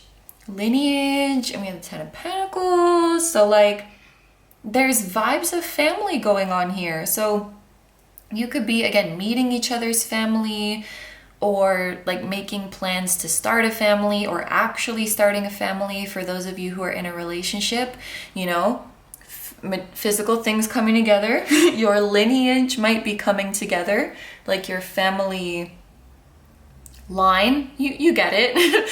Moved by the goddess here for this soul call, gather. Yeah. So there's major soul family vibes as well. And I feel like, first of all, I feel like there's a lot of soul family members in your biological families or amongst your ancestors. And I'm just getting the feeling of like your ancestors are praying, or they're willing for you to find this love, or they're willing for you to be happy in this love. And the higher selves of your soul family who are guiding you are praying for and willing for this love for you. So you're definitely not alone. That's really, really sweet. Aww. Group number 2. These are all the messages I have for you guys, so I'm going to end your reading here. Thank you very, very much for letting me do this reading for you. I hope you have a wonderful day or night whenever you're watching, and I wish you all the best. Please take good care of yourself, stay healthy. Don't forget to like, comment, and subscribe if you feel like doing that. I also have a Patreon, so if you guys are interested in seeing even more exclusive pick a cards where you get to choose the topic, that will be linked down below too. And I have a music channel. The song that you guys heard at the very start of this video was an original song, so if you're interested in listening to that one or any of my other songs, the music channel will be linked down below for you too. Group number 2, I'm sending so much love to you, to your lovely person, your lovely King of Pentacles / Knight of Cups, and and your soul family and your beautiful soul family and your spiritual teams. And I will see you guys in the next one. Oh, and I wish you a wonderful rest of 2022 as well. Okay, yeah, I'll see you in the next one. Bye. Hi number threes, so if you guys chose the Wild Unknown Tarot, this is going to be a reading all about your love life in the rest of 2022. So I'm going to start off the reading with this deck right here, just to make things a little bit more personalized. I'm going to take 3 cards from this deck to start off, and there will be 1 card for those of you who are at the beginning of a cycle in your love life, 1 card for those of you who are in the middle, and 1 card for those of you who are at the end of a cycle. It's very much up to you where you feel like you're at in your cycle, where you identify yourself, and you can even determine that after you see the cards. But just for example, someone at the beginning of a cycle might be like a single person who's looking to meet someone new, or maybe you have just met someone recently but things are still, you know, just in their beginning stages. Someone in the middle of a cycle would be someone who is already in a committed relationship or has been involved with someone for quite some time, or who has had the same person of interest for quite some time. And then someone at the end of a cycle might be someone who has gone through a breakup or who is in a separation, and things of that nature. But with that being said, you are free to claim whichever message you want, or even multiple. So even if you would consider yourself at the beginning of a cycle, if you resonate with the end message, please feel free to claim that too. So let's get right into it and see what we got for group number 3. Okay, so we're gonna start with our card for the beginning of a cycle. Whoa, I almost dropped like half the deck. Okay, so we have the 2 of Swords. Interesting. Okay. For those of you who are in the middle of a cycle, we have the 7 of Crystals. This card has been coming out in every group. Like group 1 got it twice, and then group 2, they didn't get 7 of Crystals, but there was a card that had 7 coins on it, so it really reminded me of that.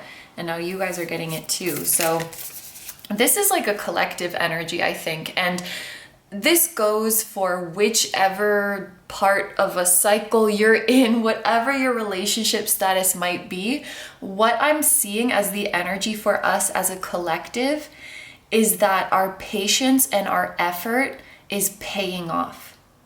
And we're manifesting love connections that were worth the wait. That's been really, really clear in today's readings. It's worth the wait, remember.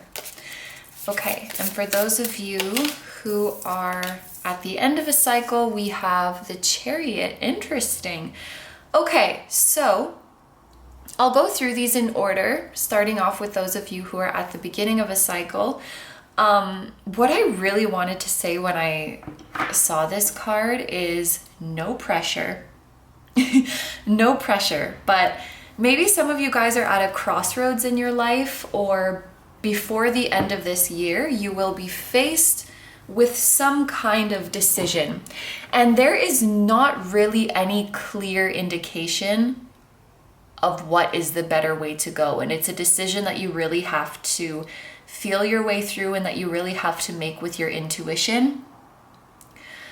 I am feeling that this is a pretty major decision, like having to do with your career, your studies, your living situation, where you're going from here on out, what path you're taking from here on out.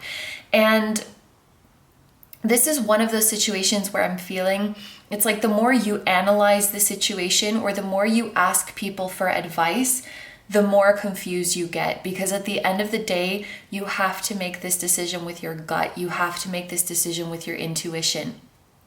And the reason I say no pressure is because when I saw this card, I felt like, okay, this person who's at the beginning of a cycle, the choice that they make is going to affect how their love life develops in the future. And that's why I say it, because I don't want to make it sound like there's a right or a wrong choice. I'm just noticing, is that Jupiter? There's like an orb, a very misty, vague orb in the background of this card, and it looks quite a bit like Jupiter. So you guys are going to be blessed. You are going to make the right choice. The crystal, not the crystal, why do I always do that? The crescent moon symbol makes me think of intuition. And the fact that this person has a crescent moon tattoo lets me know that you guys are gifted with a very, very sharp intuition, and that whatever this crossroads is, even if you guys are freaking out, even if you're second guessing about it, at the end of the day, you are going to make the right decision and you are going to be blessed. And if you guys find yourself at a crossroads right now, or if this is coming later on in the year, there's something about the decision you take at this crossroads that is going to lead you to the next chapter of your love life, that is going to lead you to meeting a new person, or lead you to the deeper relationship with the person you've met, or lead you to meeting your specific person that you know energetically but don't know personally. This crossroad, while it may be stressful, is here to introduce change into your life, to bring in this person, into your life. So it's actually very, very exciting. And I want to tell you guys flat out, like, you are going to make the right choice no matter what it is. So please don't worry about it. If I could give a little bit, should I put my advice here? I'll just say what I see. I see that there's a moon that looks close up and a moon that looks far away. And I see that this intuition tattoo is on the right side, almost as if it's pointing to the far away moon. So maybe you guys are being called to go somewhere far away, or you're being called towards a path that is farther, or that is longer, or that is more different from your current situation. Jupiter also has to do with faraway lands, that Sagittarius energy. So it could be hinting, it could be giving a little confirmation for those of you who are feeling like, I'm leaning more towards going farther away, I'm leaning more towards leaving, I'm leaning more towards taking the path that is more of a challenge to me, or that is more foreign to me, so to speak, more different, or literally foreign, like a foreign land. But a major decision you make is leading you to an exciting new chapter in your love life. Very interesting.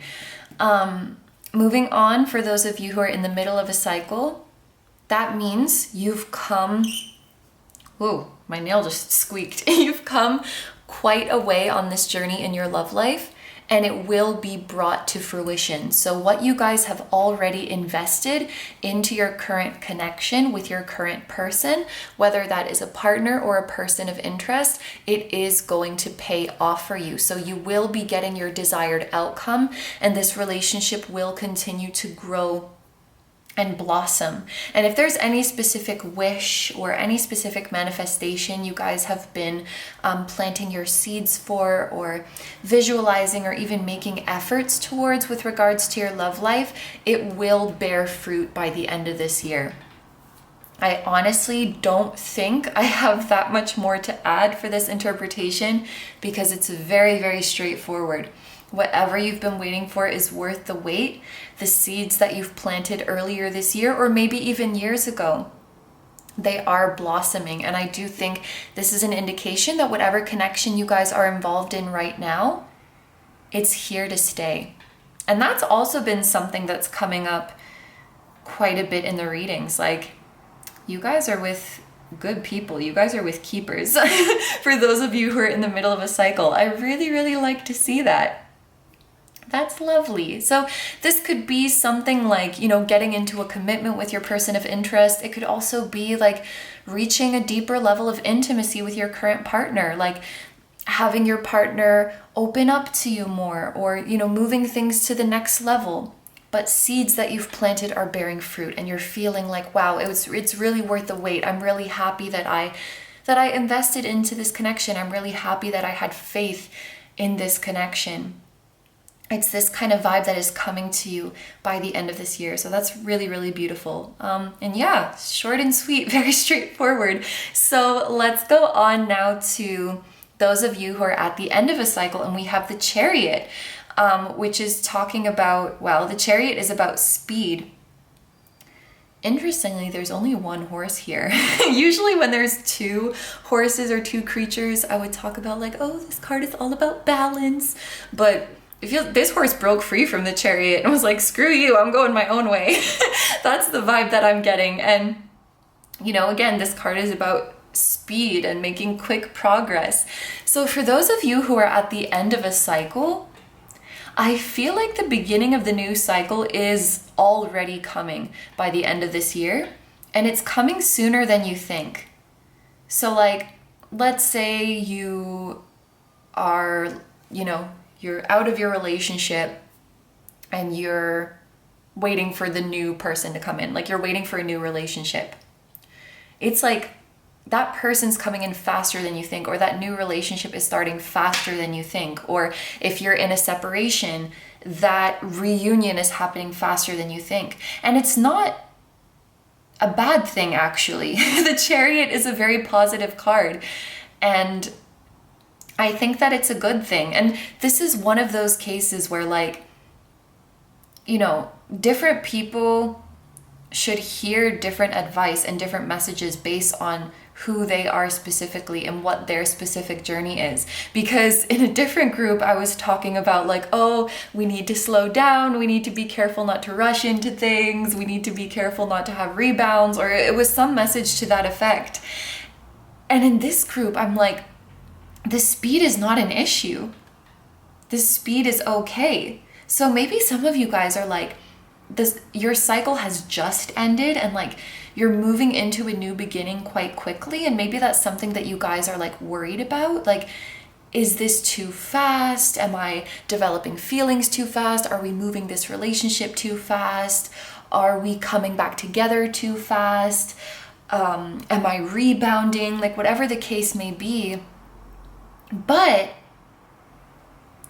when it comes to what you feel intuitively, I think it feels right.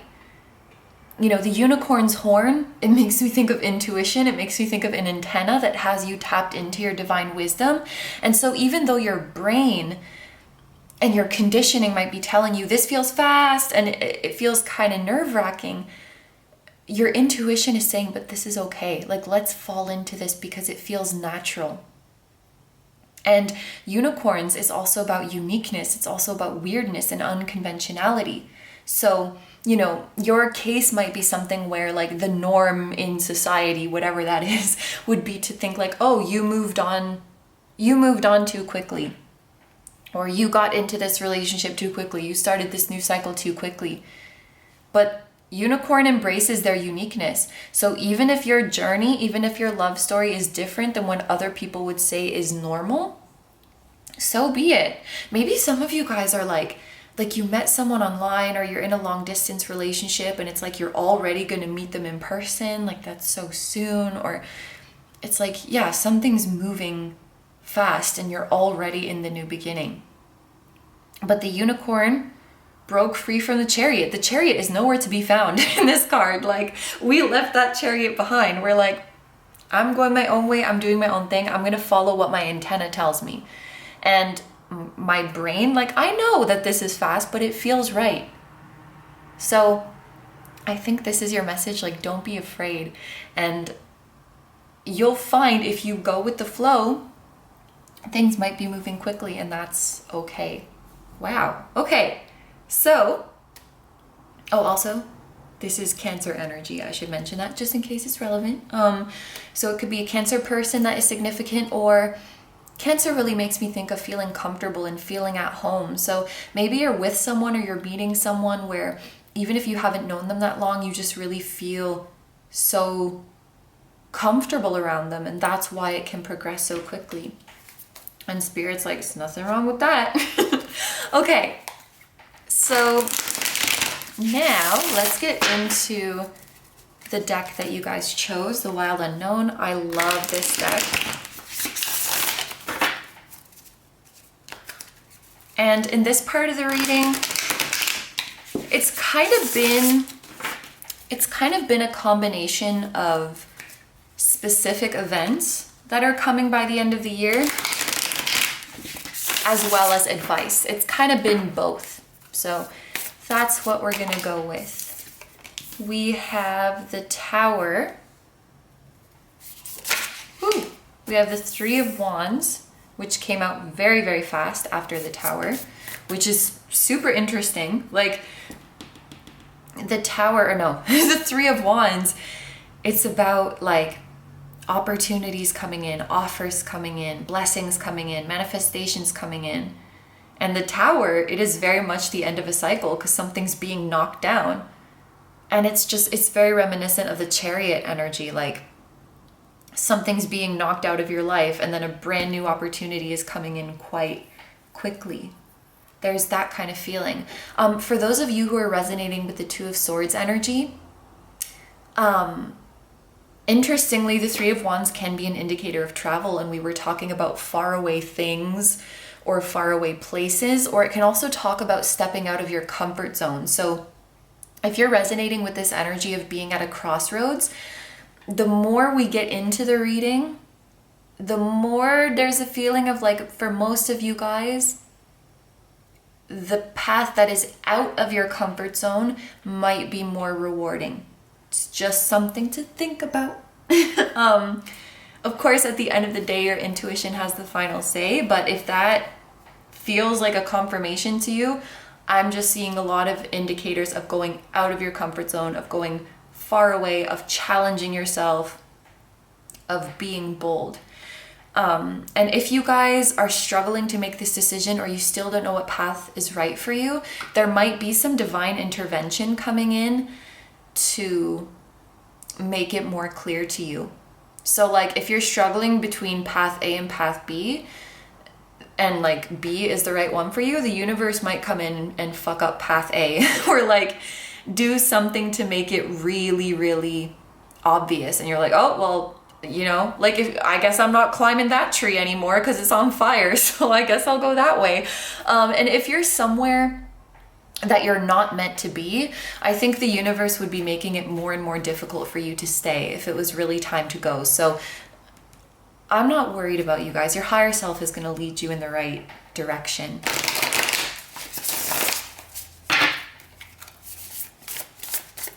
What else do we have for group number 3? Okay, we have the Three of Swords. Repeating threes might be significant for you guys. If you're seeing repeating threes, pay attention to what you were thinking about when you saw it, because it could be indicating a significant change coming with regards to whatever you were thinking about. Or I'm also hearing it could be like an affirmation. So if you're thinking about your person of interest named Danny, and then you see 333, that's your higher self being like, yeah, Danny, we approve. Or like, there's gonna be a change in your connection with Danny, this kind of thing.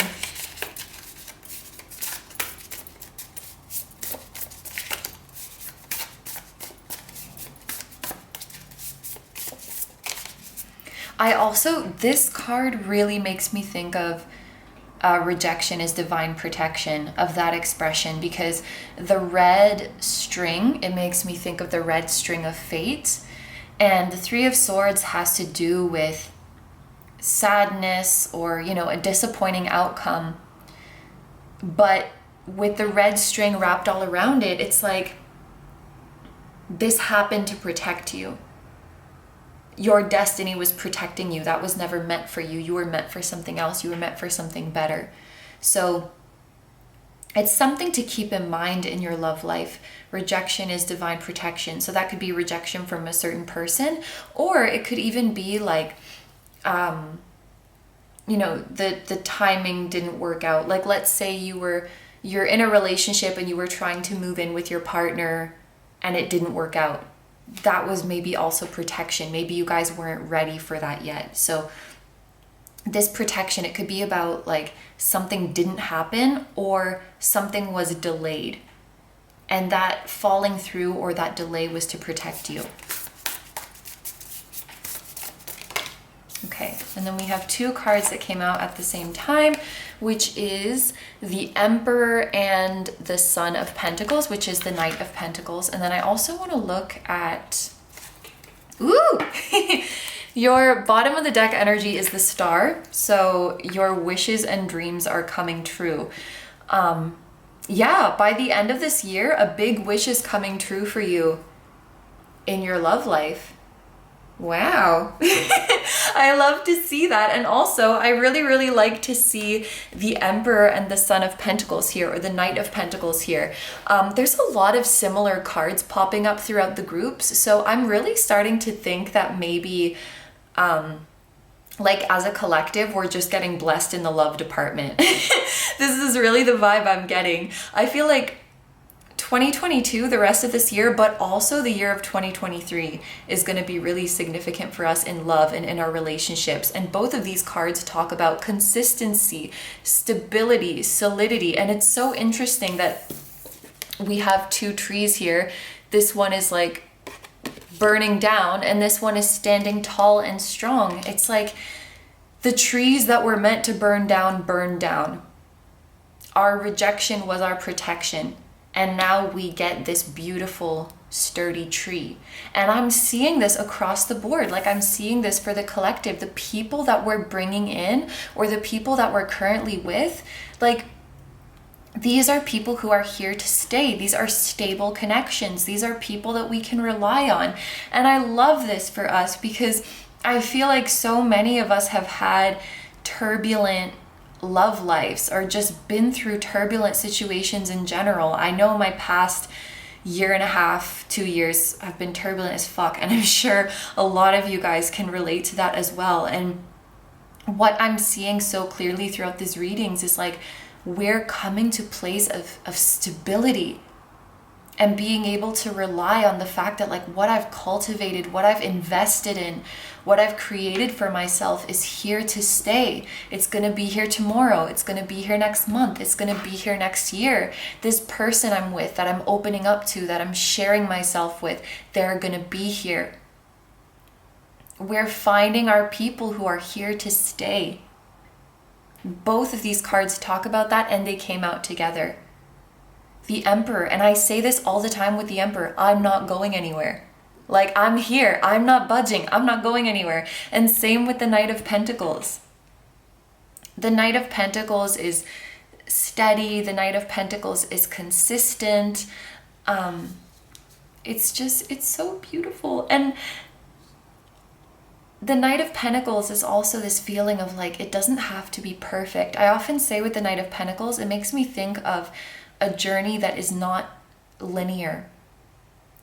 And so no matter where you're at in your healing journey, no matter where you're at in your journey to success, you know, fulfilling yourself professionally or fulfilling yourself materially, it's okay, because we'll walk that road together with partners who we trust, with partners who are loyal to us and supportive towards us.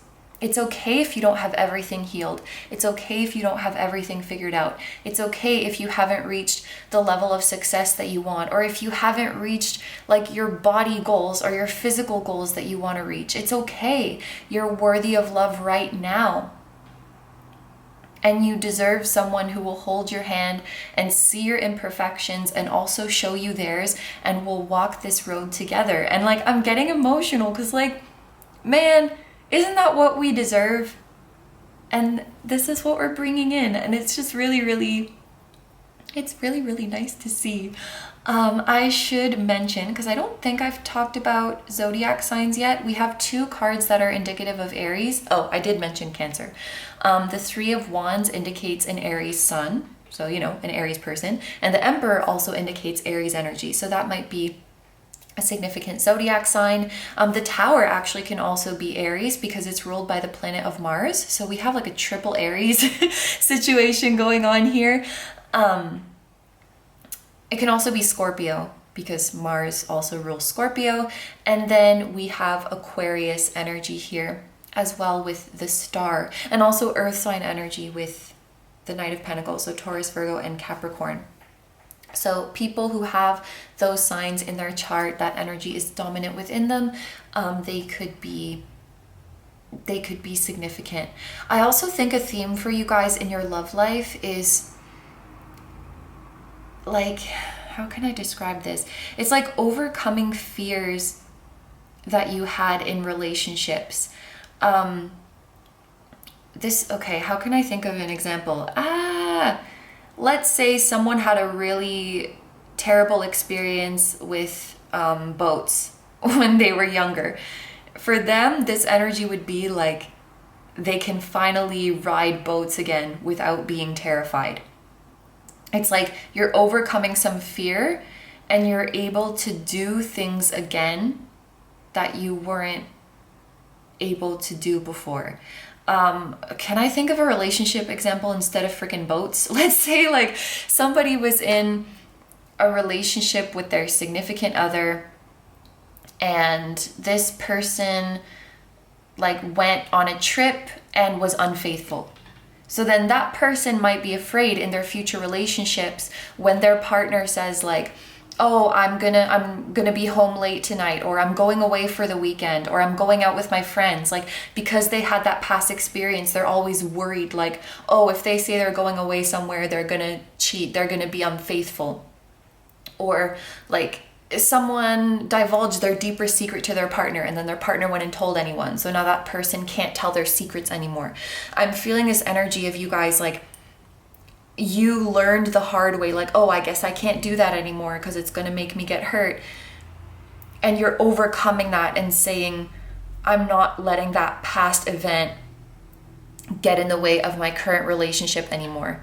So, you know, that person is learning how to be okay with their partner, you know, going on a trip or going out with their friends and not worrying. Or that person is learning how to open up again and tell secrets. Like something that you'd been carrying with you, like, oh yeah, I've just learned that I can't do that in relationships anymore.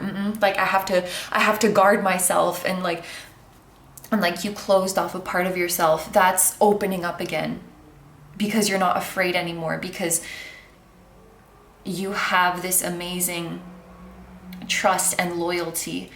I honestly, this I cannot really confidently say is going to happen by the end of this year, because, you know, healing is a messy process, and it's also not linear, you know? So you could be okay with it for a little while, and then you could fall back to your fears and insecurities again. And then you could, you know, slowly move in the right direction again, and then you could have another bad day. So, you know, but we're learning how to master it. It's like a baby learning how to walk, you know? They walk like, I don't know, 3 feet, and then they fall down again. And then they stand up and they wobble and they fall down again. And so learning how to heal and learning how to trust again, it might be like that. Because like I said, I think I mentioned it, Knight of Pentacles for me is like a non-linear journey. So maybe it's 2023 by the time you fully master this. But the relationship you're currently in, the person you're currently interested in, or the person you're manifesting next, I feel like you're going to be able to learn those lessons and overcome those fears with this person, because they bring you that security and they make you feel safe, and they also honor the non-linearness of your healing. They understand that you can't just change overnight. So, you know, back to that example, you have an honest discussion with your partner. Look, I was cheated on before in the past, so when you go out, you know, when you say you're going out or when you say you're going to be home late, it makes me nervous. Then the partner says to you, oh, but I love you, I would never cheat on you, and you have a moment, right? And then you're good for a while, and then maybe you feel insecure again later. They're not going to be like, but we had that talk and I thought you said you trust me now. Like, no, doesn't work that way. Like, healing doesn't work that way. So I feel like this is someone who understands that. And like, if you had a bad day and you started revisiting and exhibiting behaviors of your past fearful and insecure self, they're not going to be like, but you said that, blah, blah. No. Like, yeah, I'm getting kind of worked up. So I think I'm channeling someone's energy who's been through that before. But yeah, this is someone who gets it, you know? It's a process. And we're humans. We're not robots, and we're not perfect, and we're going to fluctuate and go back and forth like this. But we make slow and steady progress together. That is the most important thing. So I feel like that's a really big theme for you guys. Also, like independence and stepping out of your comfort zone. You know, overcoming your fears in relationships is definitely stepping out of your comfort zone. So I can understand that. But with the Chariot too, I feel like a lot of you guys are like relocating, or we even talked about how this Chariot unicorn like broke away, because there's usually a chariot, there's usually another horse, and there's usually a human like guiding the chariot, you know? Where are all they? This unicorn said fuck them and just went off on their own. So independence. There's lots of themes of that too, of like you guys going your own way. Maybe some of you guys are like breaking free to chase a dream that other people think is unrealistic, or that other people think is too big. Because the star is a dream that feels very big or very distant. And I'm noticing, I feel like this is your dream and this is like everybody else's dream. You're dreaming big. Your dream is very big and very colorful and is very high up. And so many people maybe don't understand this dream, but you're gonna go for it anyway. And making this decision will bring new love to you, or will benefit your love life. We're learning how to be fearless. We're learning how to be fearless, and we're learning how to trust. There is kind of a feeling that maybe some friendships would be lost on this journey. Like multiple friendships as you shed your old skin. And I just have to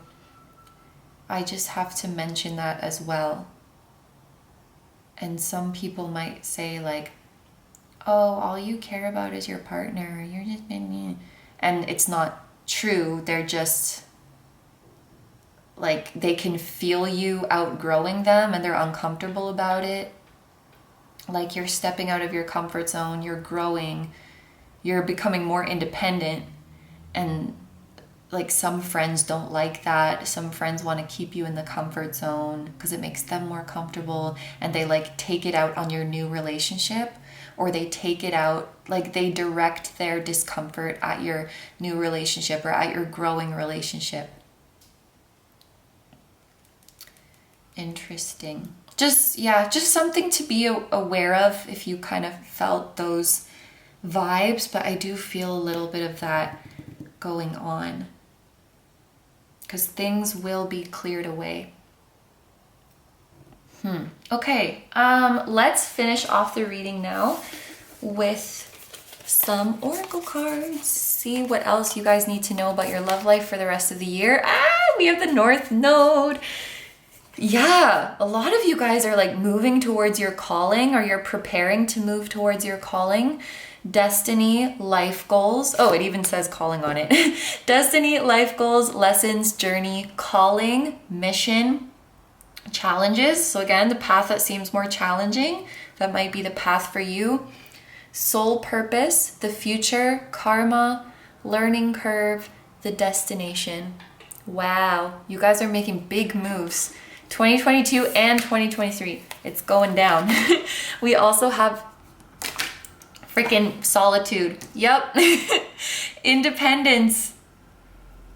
The path less traveled. You guys are taking the path less traveled, and you guys are saying, I'd rather be alone than with shallow relationships. I'd rather be alone than with people who don't get me. Being with people who don't get me is actually more lonely than being by myself.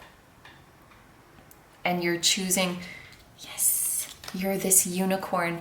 You're choosing yourself. You're choosing your uniqueness. You're choosing your weirdness. You're choosing the path less traveled. That's your calling. Something about your calling is a path less traveled. Maybe you and this partner share a calling in some way. And maybe both of you guys are like kind of loners or kind of introverts or kind of black sheep. And even if you're in a relationship, maybe you still really value your alone time. And like, you don't take it the wrong way because you're both like that. Like, I just need to be alone. I just need time to myself. Oh. We are talking about overcoming your fears. This is so sweet. It is safe for you to love. Open your heart to give and receive the highest energy of all. You're safe. You're safe. And oh my gosh. These oracle cards are really, really sweet. We have Rose Without Thorns. You have a right to your joy, peace, sweetness of life. Yes, you're opening back up to joy.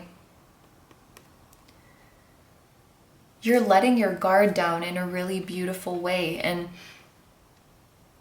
it's like, I feel like you're in this partnership and you're bracing yourself for something bad to come, because that's what you're so used to, but it never comes. You're bracing yourself for that moment where things go sour, or that moment where this person turns on you, or where this person changes your mind, or where that flaw that you have causes problems and becomes a big deal, and it doesn't happen. You're waiting for that rose to grow thorns, and like, nope, this is a rose without thorns. Enjoy it. You have a right to it. You have a right. Not only is it safe for you to love and to open your heart and to receive the highest energy of all, but this is your right to receive and to feel this love. Oh. And to be at peace. This relationship feels like peace. You know, there's some people who they think like love is turbulent, or they think that like, oh, when you really love someone, it's like, what is it called? It's like a roller coaster.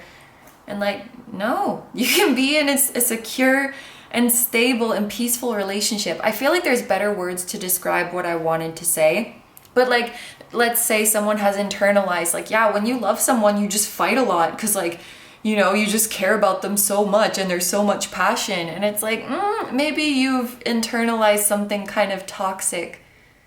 So there might be some negative aspect of relationships that you just like expected to be the norm because it's what you're familiar with, it's what you've learned. And I think you're learning like something about this current partnership or the new one that's coming in. It might cause you to look back on past relationships and be like, wait, that wasn't normal? Like, oh, that was actually a sign that I was in a toxic relationship. That is not normal. Like, just one example that's coming to my mind is like, let's say someone, every relationship they've been in, their person like goes through their phone or something, or like wants to see their phone. And then they get into a new relationship and they're like always going to show their partner their phone. And they're like, why do you keep showing me that? Like, that's your privacy. Like, I don't need to see it. And they're like, what, you don't? Like, you don't need to check my stuff? It's no, like something like that. Some kind of negative or toxic aspect of relationships that you had normalized. This partner is making you realize like that was not normal. And I can definitely think of an example in my love life that I can relate to where I'm like, wait, I don't have to do all of that stuff? Oh, so yeah, you get your rose without thorns. That's so sweet. Okay, I think is that everything? Uh-oh, I forgot to do this for group 2, but I've been looking at like the first letters to see if any initials might be important. We have North and Node, which is repeating. We also have Safe and Solitude. I guess it is counts as well. That is repeating. And like 2 and thorns. So what is that? N, S, T, and I. Maybe somebody's name is Stin or Tins or Knits. Sint. Those could be significant initials. S, I, N, and T. Of course, it doesn't have to be all of them. It could be 1 or 2 of them, but those could be the letters of somebody's first, middle, or last name. Could also be the first letter of a city that is relevant, whether it's the city that you met or the city that you will meet, or where somebody is from, like the country somebody is from, or something like that. Like if they're from like Norway or Nicaragua or Sweden or Serbia or something like that. Yeah, okay, so group number 3, those are all the messages I have for you, so I'm going to end your reading here. Thank you very, very much for letting me do this reading for you. I hope you have a wonderful day or night whenever you're watching, and I wish you all the best. Please take good care of yourself, stay healthy. Don't forget to like, comment, and subscribe if you feel like doing that. I also have a Patreon, so if you guys are interested in seeing even more exclusive pick cards where you get to choose the topic, that will be linked down below as well. And I have a music channel. The song that you guys heard at the very start of this video was an original song, so if you're interested in listening to that or any of my other songs, the music channel will be linked down below for you as well. Group number 3, I'm sending you guys so much love and much love to your beautiful partner as well. I'm wishing you all the best, and I wish you a wonderful rest of the year and an amazing 2023 as well. Wink, wink. And I don't know why I winked, but something's coming, 2023. And I will see you guys in the next one. Bye-bye. Hi number 4s, so if you guys chose the Gentle Heart Tarot, this is going to be a reading all about your love life in the rest of 2022. So I'm going to start off the reading with this deck right here, and just to make things a little bit more personalized, I'm going to pull 3 cards from this deck, and there will be 1 for those of you who are at the beginning of a cycle in your love life, 1 for those of you who are in the middle, and 1 for those of you who are at the end of a cycle. It's up to you where you feel like you're at in your cycle, and you can also decide after you see the cards, but just for an example, someone at the beginning of a cycle would be someone who's single and is looking to meet someone new, or maybe they've just met someone recently but they're still in the beginning stages of the connection. In the middle of a cycle would be maybe you're already in a committed relationship, or you've been involved with someone for quite some time, or you've had the same person of interest for quite some time.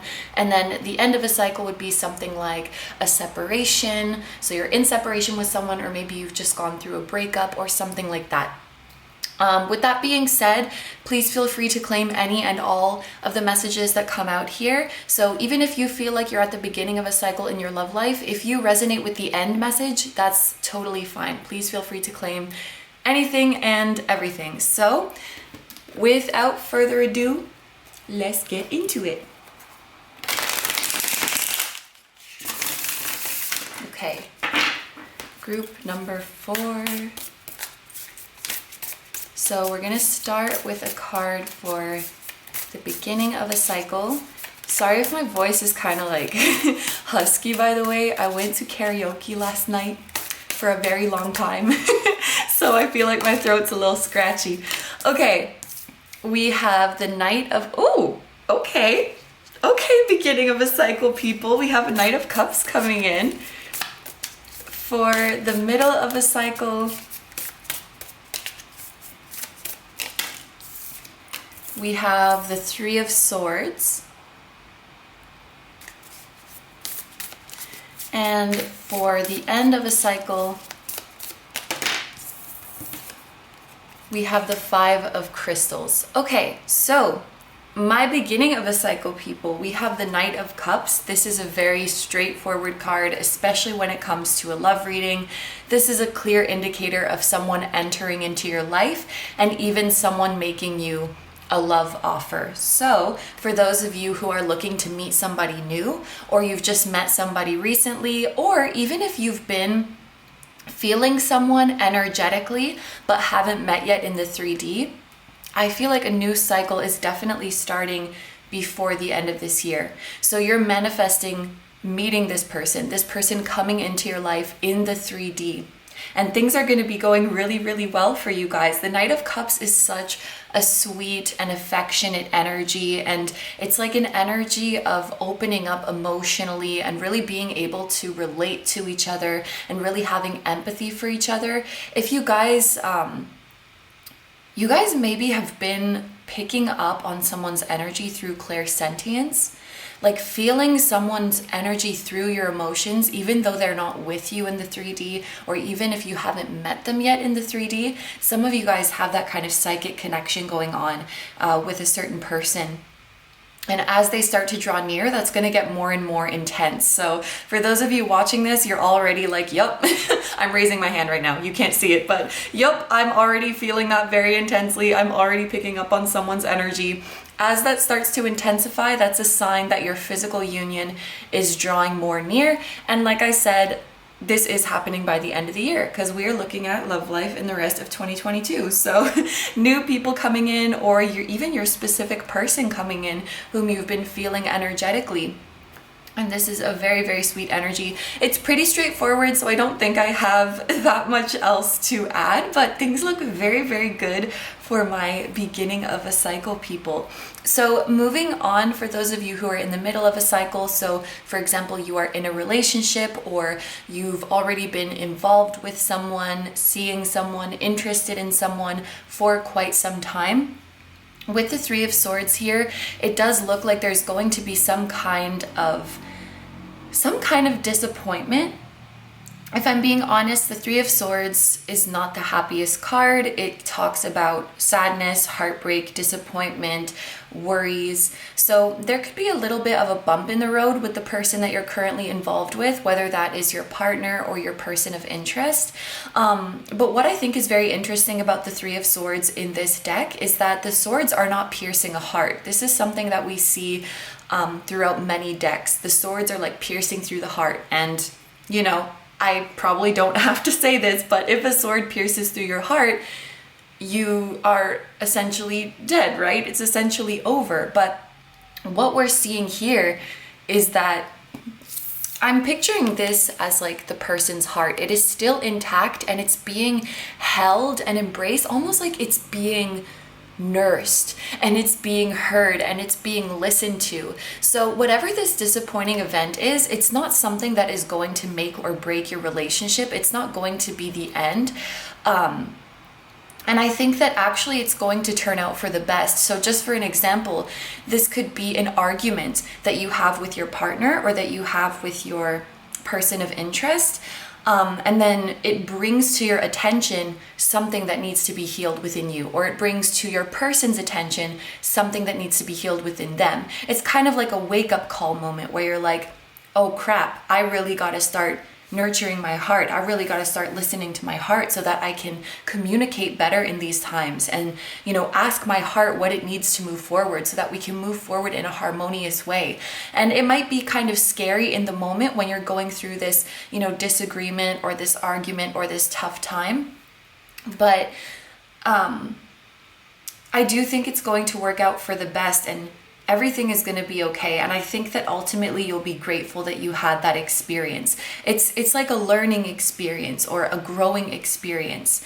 There is a specific message that is coming through as well for those of you who are in a long distance situation, or if you're not in a committed relationship and you were hoping for things to move to the next level.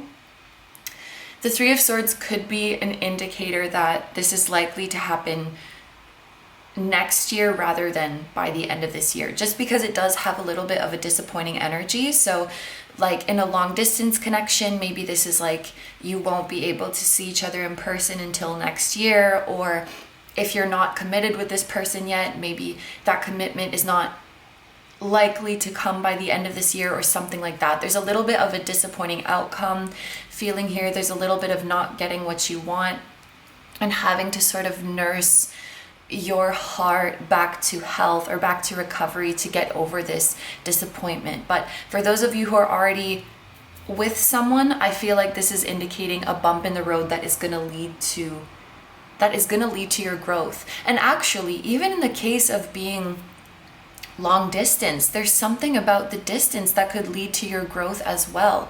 Like, it could lead to you guys communicating with each other better. It could be one of those absence makes the heart grow fonder situations. So this is like a disappointment that is going to be for the best.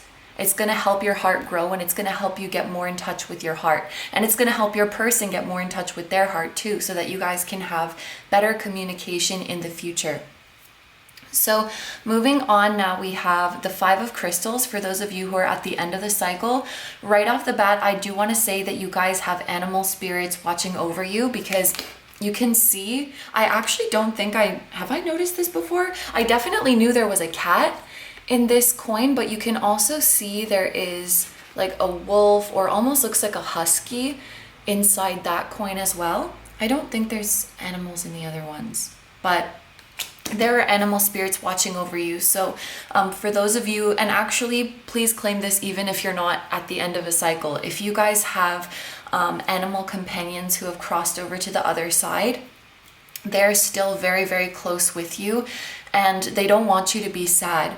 They're saying they don't want you to be sad. They want you to remember them and think of them fondly, and let them bring a smile to your face and feel their love, and then go on to be happy. It's like they're saying they don't want you to grieve anymore. They don't want you to be sad anymore. They don't want you to miss them anymore. In fact, some of you guys, if you've been considering getting a new companion animal, it may be a reincarnation of your companion animal who had crossed over before. Like, they're coming back to be with you again. They're coming back to stay with you again. I know this is not about your love life, but I just really felt like I needed to mention that your animal companions are not going anywhere, and they would even come back to be with you in the form of a new companion animal if you were to get one. Now, for the love life interpretation, for those of you who are at the end of a cycle, so you're in separation with somebody or you've been through a breakup, I think this person misses you a lot. They miss you very, very much. And there's this feeling of like they haven't gotten over you. Maybe they've tried to get over you, but they haven't. And it just seems like, and I don't want to make you sad by saying this, but it seems like maybe ever since your separation, things haven't been going very well for them.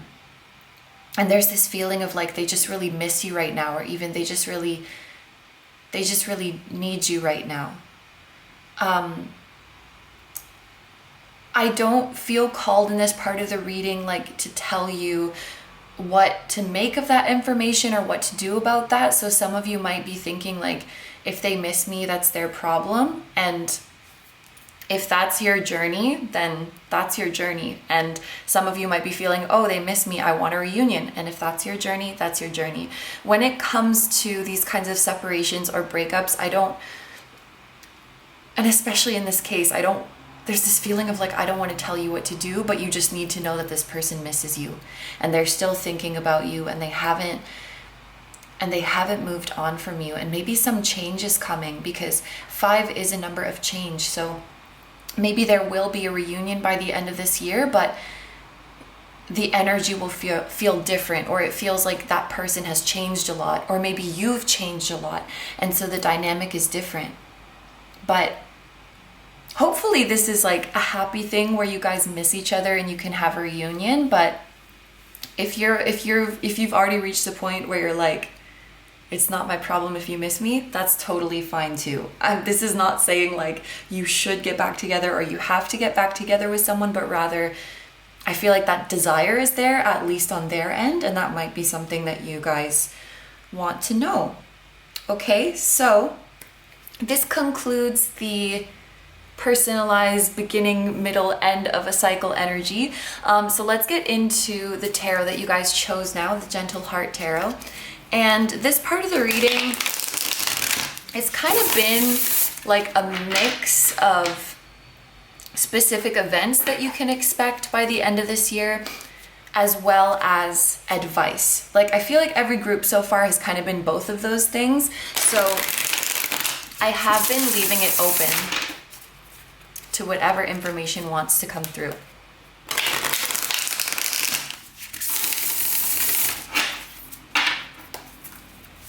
Okay, so group number 4, specific events that they can expect in their love life in the rest of 2022, or advice for their love life. I feel like this one's going to be interesting because especially in this group, I feel like the messages were so like varied depending on where you're at. Okay, we have the Knight of Swords. Oh, that's actually quite nice. Things are being talked through, problems are being overcome. Strength, yes. Okay, this is nice energy. Oh my gosh, we also have the Lovers. And the Knight of Diamonds, which is the Knight of Pentacles. And then, ooh, your bottom of the deck energy is the Nine of Cups. Also, just looking up at the camera monitor thing, I saw 1414 on the timer, which could be a significant number for you guys. Honestly, I know that this is the rest of the year, but the next 14 days, like literally the next 2 weeks, might be something significant might be happening for you guys. I'm just gonna leave this here. Our Nine of Cups. So in this reading, I think I do this for most readings, but in this reading, I have been thinking of the bottom of the deck energy as sort of like the overarching, I think is the word, or like the overall energy of the pile, the overall energy of the reading. And so, you know, the Nine of Cups is a card that talks about wishes coming true. So any desires you guys have for your love life are coming true, very clearly indicated by this Nine of Cups here. It talks about being happy, it talks about being fulfilled, and also it talks about stressful situations fading away. So any dissatisfaction, any stress, any worries that you guys have had with regards to your love life, or any painful situation that you guys have been going through, this is coming to an end by the end of this year. And I'm actually really happy to see this because, as you guys might know, and as I interpreted, the Three of Swords and the Five of Crystals or Pentacles are kind of challenging energies. So it's really nice to see with the Nine of Cups that, you know, yes, there might be bumps in the road and there might be tough times that you're going through in your love life, but this is here to reassure you that everything is going to resolve itself and these stresses are going to fade away before the year comes to an end. This is a very, very sweet energy. I'm really happy to see this. The number 9 makes me think of leveling up. It makes me think of ascension, closing off cycles in favor for a better one. And I also want to say for you guys, the best is yet to come. I used to say a lot, like in the past with the Nine of Cups, like, it's the Nine of Cups, but it's not the 10 of Cups. Like, there's still a cup left to go. And I feel like I kind of stopped saying that over time, but that interpretation is coming back to me. Like, the 10 of Cups would represent your ultimate happiness. Like, you could not ask for anything else. Your wildest dreams have come true and you're like at the pinnacle of your fulfillment. So we definitely have good things coming in your love life by the end of the year. But Spirit's kind of saying like, oh no, we have more up our sleeve. Like, there's still more to come. So this is like, by the end of this year, we're really starting to move things in a good direction. Things are starting to move in a good direction. We're releasing stress and pain from our connection, from our love life. And then I think perhaps next year, 2023, is when things are really gonna start getting good, when the major blessings are gonna start coming in. I also think, I just have to mention this again, look at this woman caressing the lion. There's something about companion animals for you guys. There's something about pets, like a new pet coming into your life, or like I mentioned before, the spirit of your pet reincarnating, or something like that is happening for you guys. If you guys have been considering getting a pet, maybe this is the year. Maybe this is the year to do it. But yes, okay, so let's start looking at these cards now. I feel like a lot of this is more about specific events rather than advice. This group is just like, here's what's happening, and it's very straightforward.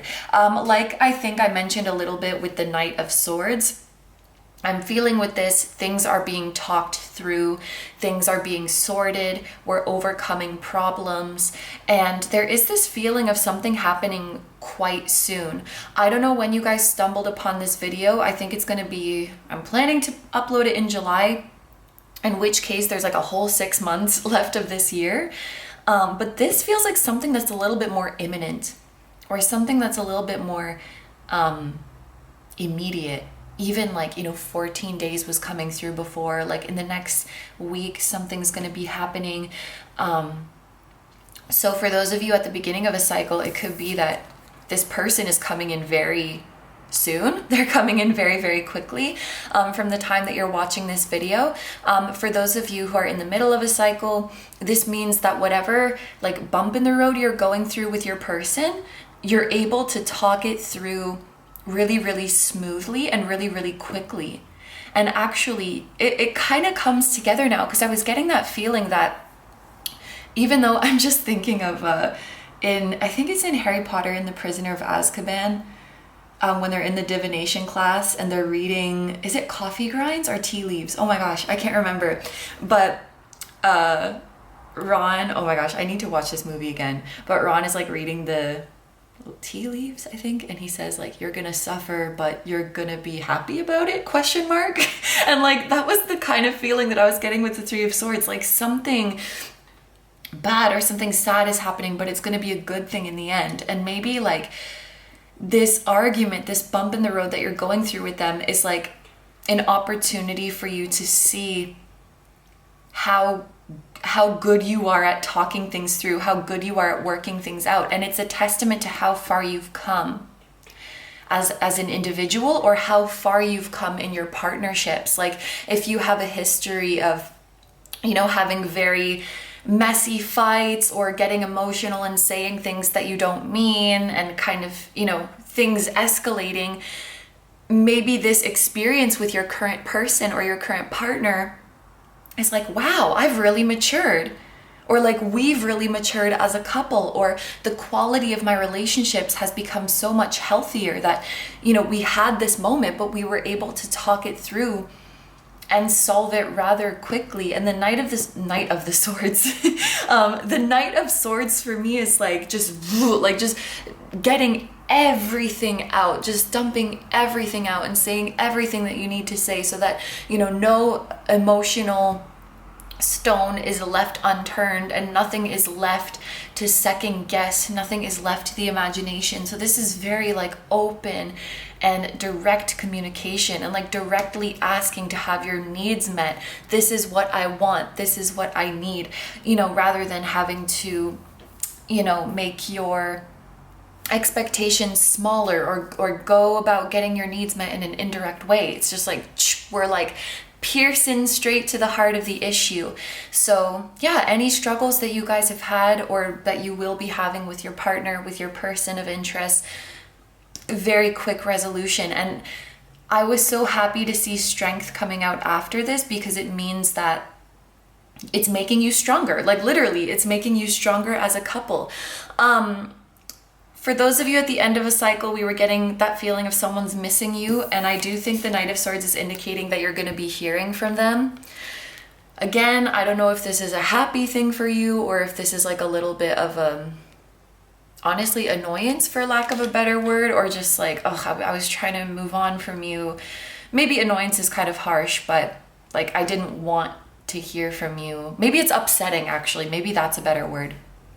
Like it could bring up some old emotions, but it feels like someone from your past is coming back because they have all these things that they want to say. And I think you will notice that this person has changed quite a bit in a good way since you last saw them. Like they've become more mature, they've become more articulate, and they've become stronger. They've become more self-aware as well. So they might be coming through and saying things that give you clarity, like, oh, that's that's how you were feeling, or that's why you behaved that way. Or they might be coming to bring you confirmation. Like, I knew that you were feeling that. I knew that you were going through that, but it's nice that you can finally come out and say it, or it's nice that you can finally identify that by yourself. Like, almost like there may have been times where almost like you were more aware of what was going on in this person's head than they knew how to express. And there's something like cathartic about them finally being able to come forward and say it to you, like for both of you, because it's like, it's a validating experience. Like, I knew that's what was going on in your head, but like, you couldn't tell me that's what you were going through, but you couldn't tell me. And I think you're seeing how strong this person has become, how self-aware, like I said, and how mature they've become. And I think that you'll feel a soft spot for this person, and you'll feel compassion for them with this strength card. And actually, even for those of you, like, at the time of watching this video, you may be hearing this person is going to come back and be thinking it's, you know, upsetting, or it's an annoyance, or whatever words I use. Like, not a positive experience, but there's something about the way they're coming forward to you and just how much they've grown and how vulnerable they're being with you, that regardless of how you feel about them now, I think when they come back and you see them in front of you, or like you're reading the message from them, it is going to activate some kind of soft spot in you, or some kind of compassionate spot in you. And maybe there's a feeling of like you missed them more than you thought, or you missed them more than you let yourself admit. So I actually do see the potential for reunions here, even if that's not something you were considering at the time that you're watching this video, or not something like you thought that you wanted. I think you'd be surprised by how much this person has changed and grown. So I do see the potential for some reunions, like with the lovers here. That's pretty straightforward too. This is also, oh, by the way, we have Gemini and Leo energy here. Sorry, I'm a little late to say that, but Gemini and Leo energy is present. But this is, you know, the sign of Gemini is all about communication as well. So there's a lot of feelings of like talking things through, forgiving ourselves, forgiving each other. And even if you don't get back together with this person, it's like a chance to rewrite the ending of your story so that it's more amicable and so that it's more compassionate. Like, so if you guys had a messy breakup with someone, or a messy separation, maybe you're just coming back, talking things through, saying your piece, and then getting that closure and leaving things almost like on a happy note with each other. Like, I forgive you, I forgive myself, I understand where you were coming from, and I have love for you, and I wish you all the best. And then you can kind of send each other off in a more loving way, or in a more friendly way. But anything that has, you know, ended badly, or anything that was still weighing on you, still lingering with you from a previous connection, there will be a chance for a more gentle and a more happy ending here. So let's talk a little bit about the lovers now. It's very interesting with the Knight of Cups. I was picking up that some of you guys are going through a sort of clairsentient connection, or a psychic connection, meaning that you can feel the energy of the person who is coming into your life, or you can feel the energy of your partner or person of interest, even when they're not in physical proximity to you, even when you guys are not in communication. Some of you guys might be like really strongly picking up on the energy of someone that you haven't met yet. And you might know things about them even though you haven't met them yet. It's very cool. And then, you know, we see them coming into your life by the end of this year. And I feel like a lot of things are going to match up. And that's going to be a very cool experience, because the lovers as well, for me, this is quite a psychic card.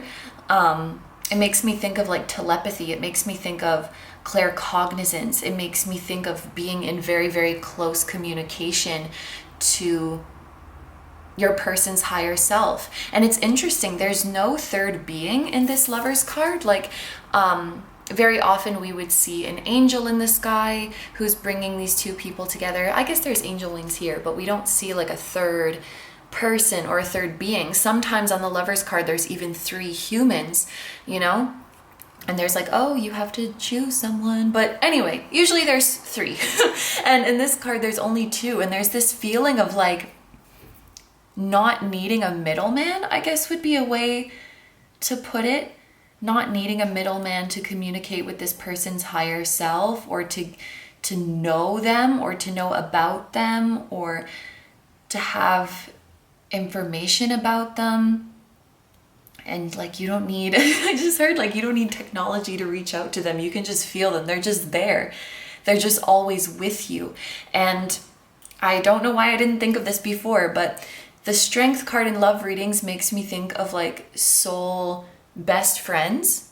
And it doesn't matter when your souls met, honestly. Like, you could have met in this lifetime, you could have met before this lifetime. It doesn't matter, but it's that feeling of like, your souls are best friends. Your souls are really, really compatible, and they're inseparable. They've been inseparable, or if they just met, they're going to be inseparable. They're going to be best friends and go through a lot together. Strength is like, maybe the plan that your soul's made is like, we're going to go through some ups and downs. Like, we're going to go through the tough times, and we're going to go through a lot of character building together, and we're going to become super strong souls together. So we will see each other at our best, we'll see each other at our worst, and we're going to love each other through it all. It's like you're becoming these loyal and compassionate companions. And I feel like your souls give each other a lot of patience, and a lot of mercy is the word that's coming through. I honestly don't even know if I'm using that word right, but like mercy and compassion. And when your souls are together, there's a feeling of like,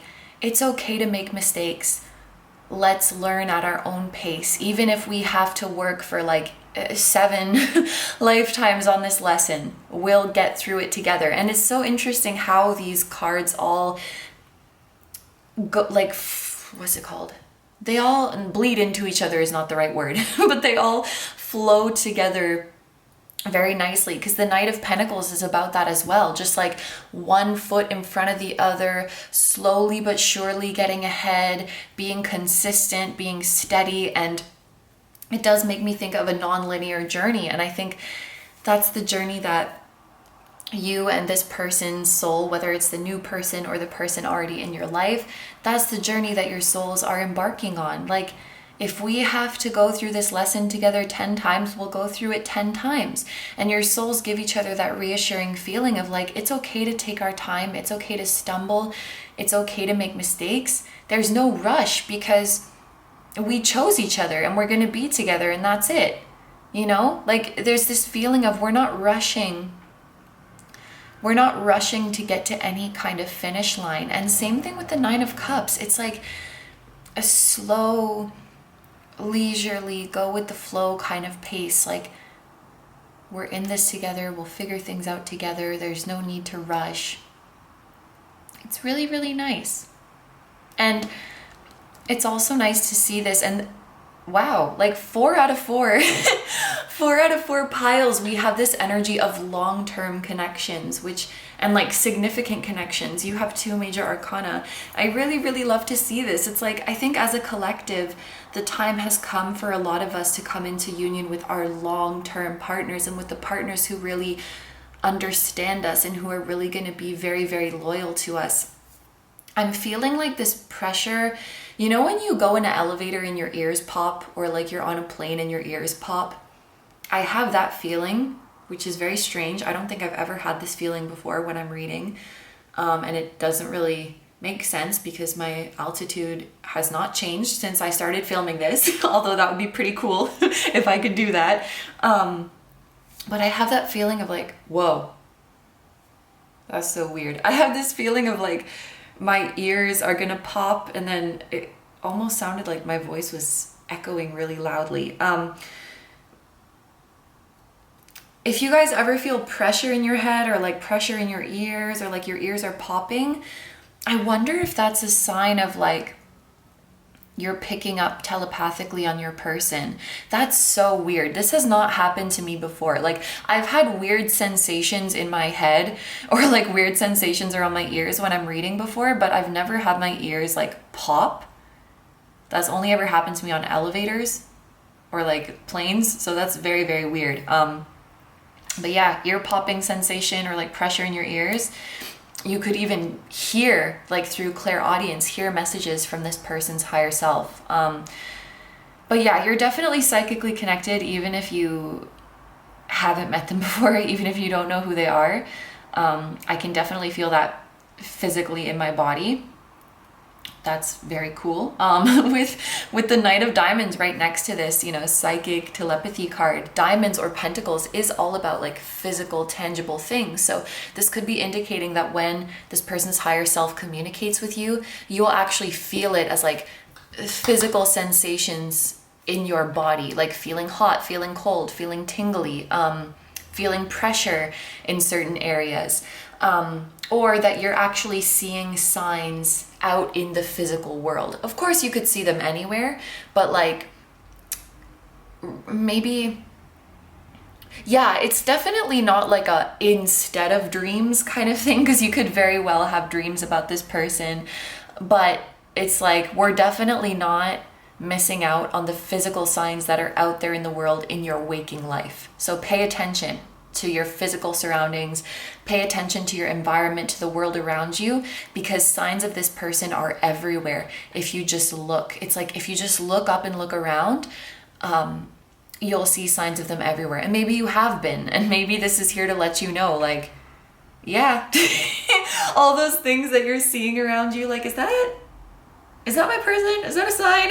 This might be coming through to be like, yep, that is very much them.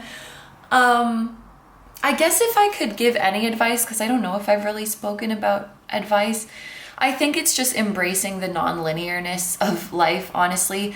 You know, as you move into this new connection, or as you embrace your current or reoccurring connection, there may be times where it feels like things are moving really smoothly and really quickly. And there might be other times where it feels like things are moving slowly, or even feels like you're stuck. And that's normal.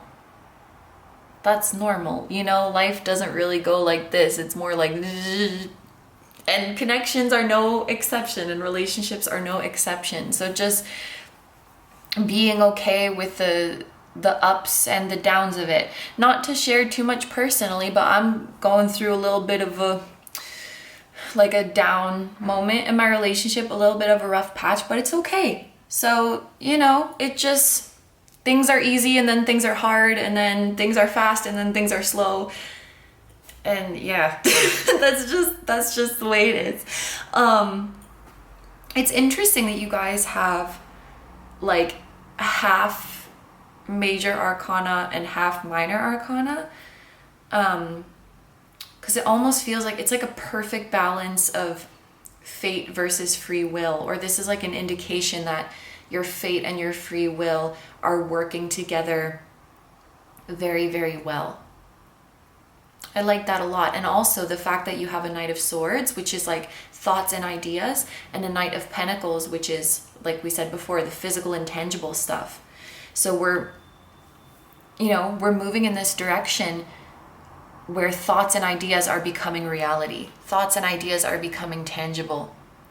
So, you know, within the rest of this year, this could also be a time where you're really like discussing ideas with your partner for the future, and like figuring out how to make them a tangible reality. And it makes sense because you had the Nine of Cups, which is about wish fulfillment, which is literally like your thoughts becoming real. The things that you desire or think about becoming real. So we see that confirmed here, which is really, really nice. And I also want to point out, like, there's a lot of imagery of like faces being caressed or cheeks being caressed. So that might be like an affectionate gesture that you do with your partner, or that this new person is going to do with you. I think they'll be really into like physical touch and physical affection with you. And that's actually another meaning of the Nine of Cups I get sometimes, is like, and it's like a very pure and wholesome physical touch. For some reason I felt like specifying that it wasn't sexual. And that's not to say that you're not affectionate in that way too, but it's like what we're seeing here is like tenderness, and like, yeah, there's like an emphasis on non-sexual intimacy and like just physical tenderness without that aspect of things, like just cuddling or like just holding each other, or, you know, just those little moments. sharing kisses with each other and stuff like that. Maybe it's like, it's just as good as the more intimate stuff, or I don't know what it is. There's an emphasis on that kind of affection or that kind of intimacy. Anyway, why do I always do this? I have oracle cards that I want to use, but I left them over here, so just, here we go. Okay, so we have various oracle cards from different decks to finish off this reading, so let's see what additional advice or messages there are for you guys. So we have Earth with lessons. That's so cool. Like, yeah, this is like your buddy that you incarnate with and that you learn your lessons here on Earth. Reorientation. So maybe like you and this person, maybe like you haven't had many Earth lifetimes, or like you haven't been to Earth in a while, and it's a little bit like, what the fuck is going on? Which, like, same. I think all Earthlings can relate to that. So yeah, reorientation, awareness, 3D experience. So there's an emphasis on like the things that you think about, the things that you wish for, and the things that you feel energetically. We're transitioning to materialize them in the 3D. Like this next chapter of your love life is all about the 3D experience. Whereas before, we may have been going through energetic connections, psychic connections, a lot of intention setting, a lot of visualizing, a lot of like experiencing connections in the 5D. Earth is here to emphasize like the rest of 2022 is about the tangible. It's about feeling it in the 3D, having this experience, having this connection in the 3D. We have schooling, so you're definitely learning lessons together. Maybe this is someone that like you met at school, or you will meet at school if you're a student. We have duality, human condition, reality, practicality, physical body. So there's physical affection, physical connection again, and also having like a healthy and practical view on love. So like what we were talking about before, where sometimes things move fast, sometimes things move slow. No. I'm not going to do that whole duality thing again, but you know, embracing that it's not always linear, and embracing that it's not always going to go one way, or it's not always going to go the way you expect, and embracing the connection for both like the honeymoon, lovey-dovey, romantic fairy tale parts of it, and also the more practical parts that require a little bit of work, and like genuinely enjoying both aspects of the relationship, and really being appreciative of how much this relationship teaches you and how much it's made you mature as a person. And then we have nature. So I would think about this as like being able to be your complete natural self around each other, stability. So again, long-term connections, and mission. So you might share a mission with this soul, or with this person that you're together with, whether that's a professional mission, a creative mission, a humanitarian, or even environmental or activist mission, lightworking mission. Light work can be done in so many different ways, but maybe there's a shared goal or a shared purpose that you have with this soul. We have openness. Maybe you guys like stargazing together, or maybe this is like a confirmation that you had a lot of lifetimes together other than Earth, like in other galaxies, in other solar systems, and you're visiting Earth, you're passing through, or like you're trying Earth after a long time. If you guys, because, you know, every now and then I see comments of like, why did I choose to come to Earth? Like, or the 3D sucks, or things like that. Maybe a lesson in this lifetime is like being open to Earth and being open to the 3D, and being like, hey, you're not so bad. And realizing that you can experience a lot of joy here. You know, if you take care of yourself and take care of your heart and your body on this earth, you can experience a lot. You can experience a lot of joy. For those of you who are manifesting a new person into your life, this openness card could also be it's like in this deck, it says keep an open mind. Your soulmate may differ from your usual type or expectations or something like that. So there could be a message for you guys who are manifesting someone new, like to be open maybe to the type of person that comes in. They might be different from your usual type, and maybe that's a good thing. Maybe some of you guys feel like that's a good thing, like, yes, please bring me someone different. But yeah, just be open to different types of people coming into your life. I'm also noticing, I noticed the constellations before, but they're making me think of like zodiac signs. Maybe there's something about your birth charts that are very compatible. I don't know what your signs are, like if Gemini or Leo are in your charts, but Gemini and Leo are signs that would be considered compatible. So they could also just be here to like allude to your astrological compatibility. We have chemistry. There's a strong magnetic attraction here. And then healing the mother line, healing ancestral work, mother line, and growing up. So yeah, there's a lot of messages about like you've matured a lot and you've come very, very far in your healing and personal growth and in your ability to express yourself and to take care of yourself and to get your needs met, whether that's on your own or through your relationships, like taking that responsibility to yourself and caring for yourself and getting your needs met. Like you've come such a long way when it comes to that. And there's something here about like healing your ancestral line. So maybe you guys are breaking some generational cycle that your ancestors have had on earth. It doesn't literally have to be the mother line, but you might resonate with this, like if you're a woman and like your mother, grandmother, the women in your family have maybe like, how can I say this? It's like put themselves in the back seat in their relationships, whether it was romantic or platonic or family relationships.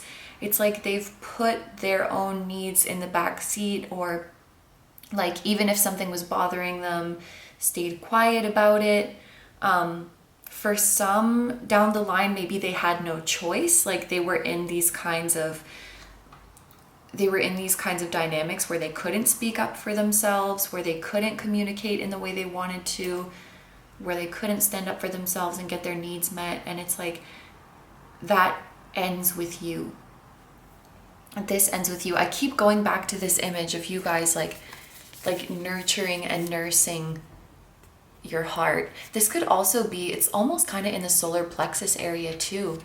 So like getting back in touch with your gut, so to speak, or getting back in touch with your intuition and learning how to trust it again. And for you or for family members of yours who have been in dynamics where they've been like heavily gaslit or like made to doubt their gut feelings, you nurturing this back to health, I feel like it's breaking the chains, it's breaking long cycles of pain.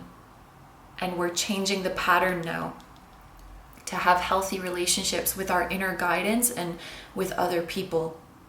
And I don't know if you guys do want to have children or if you already have children, but I feel like if you do have them, they will be raised to be very strong and very in touch with themselves, and also have the tools to communicate what they need, you know, in a way that they're being firm, but they're also balancing their emotions and they're also considering the other person, like very mature communicators, and kind and compassionate, but also strong, but also won't take any crap. I feel like that's the kind of children that you guys would raise or that you are currently raising. So let me see, are there any repeating? Oh no, I've been like looking at the first letters of the oracle cards and if there's any repetition. Oh look, CEO. If we look at the first letters, so maybe you or the person you're with is a CEO, or both of you. And then this is HTML. Isn't that like coding or something? Like if you look at the first letter, maybe someone's like a tech CEO or something like that. But yeah, no repetition. So anyway, that's kind of cool. I think those are all the messages I have for you guys, so I'm going to end your reading here. Thank you very, very much for letting me do this reading for you. I hope you have a wonderful day or night whenever you're watching, and I wish you all the best. Please take good care of yourself, stay healthy. Don't forget to like, comment, and subscribe if you feel like doing that. I also have a Patreon, so if you guys are interested in seeing even more exclusive pick-a-cards where you get to choose the topic, that will be linked down below too. And I also have a music channel. The song that you guys heard at the very start of this video was an original song, so if you're interested in listening to that or any of my other songs, the music channel will be linked down below for you too. Group number 4, I'm sending so much love to you, to your person, to your ancestors, your family, your companion animals, and your spiritual team as well. And I thank them, all of them, for being here and facilitating this reading. And I wish you guys all the best in the rest of 2022 and in your incarnations to come. And I will see you guys in the next one. Bye bye.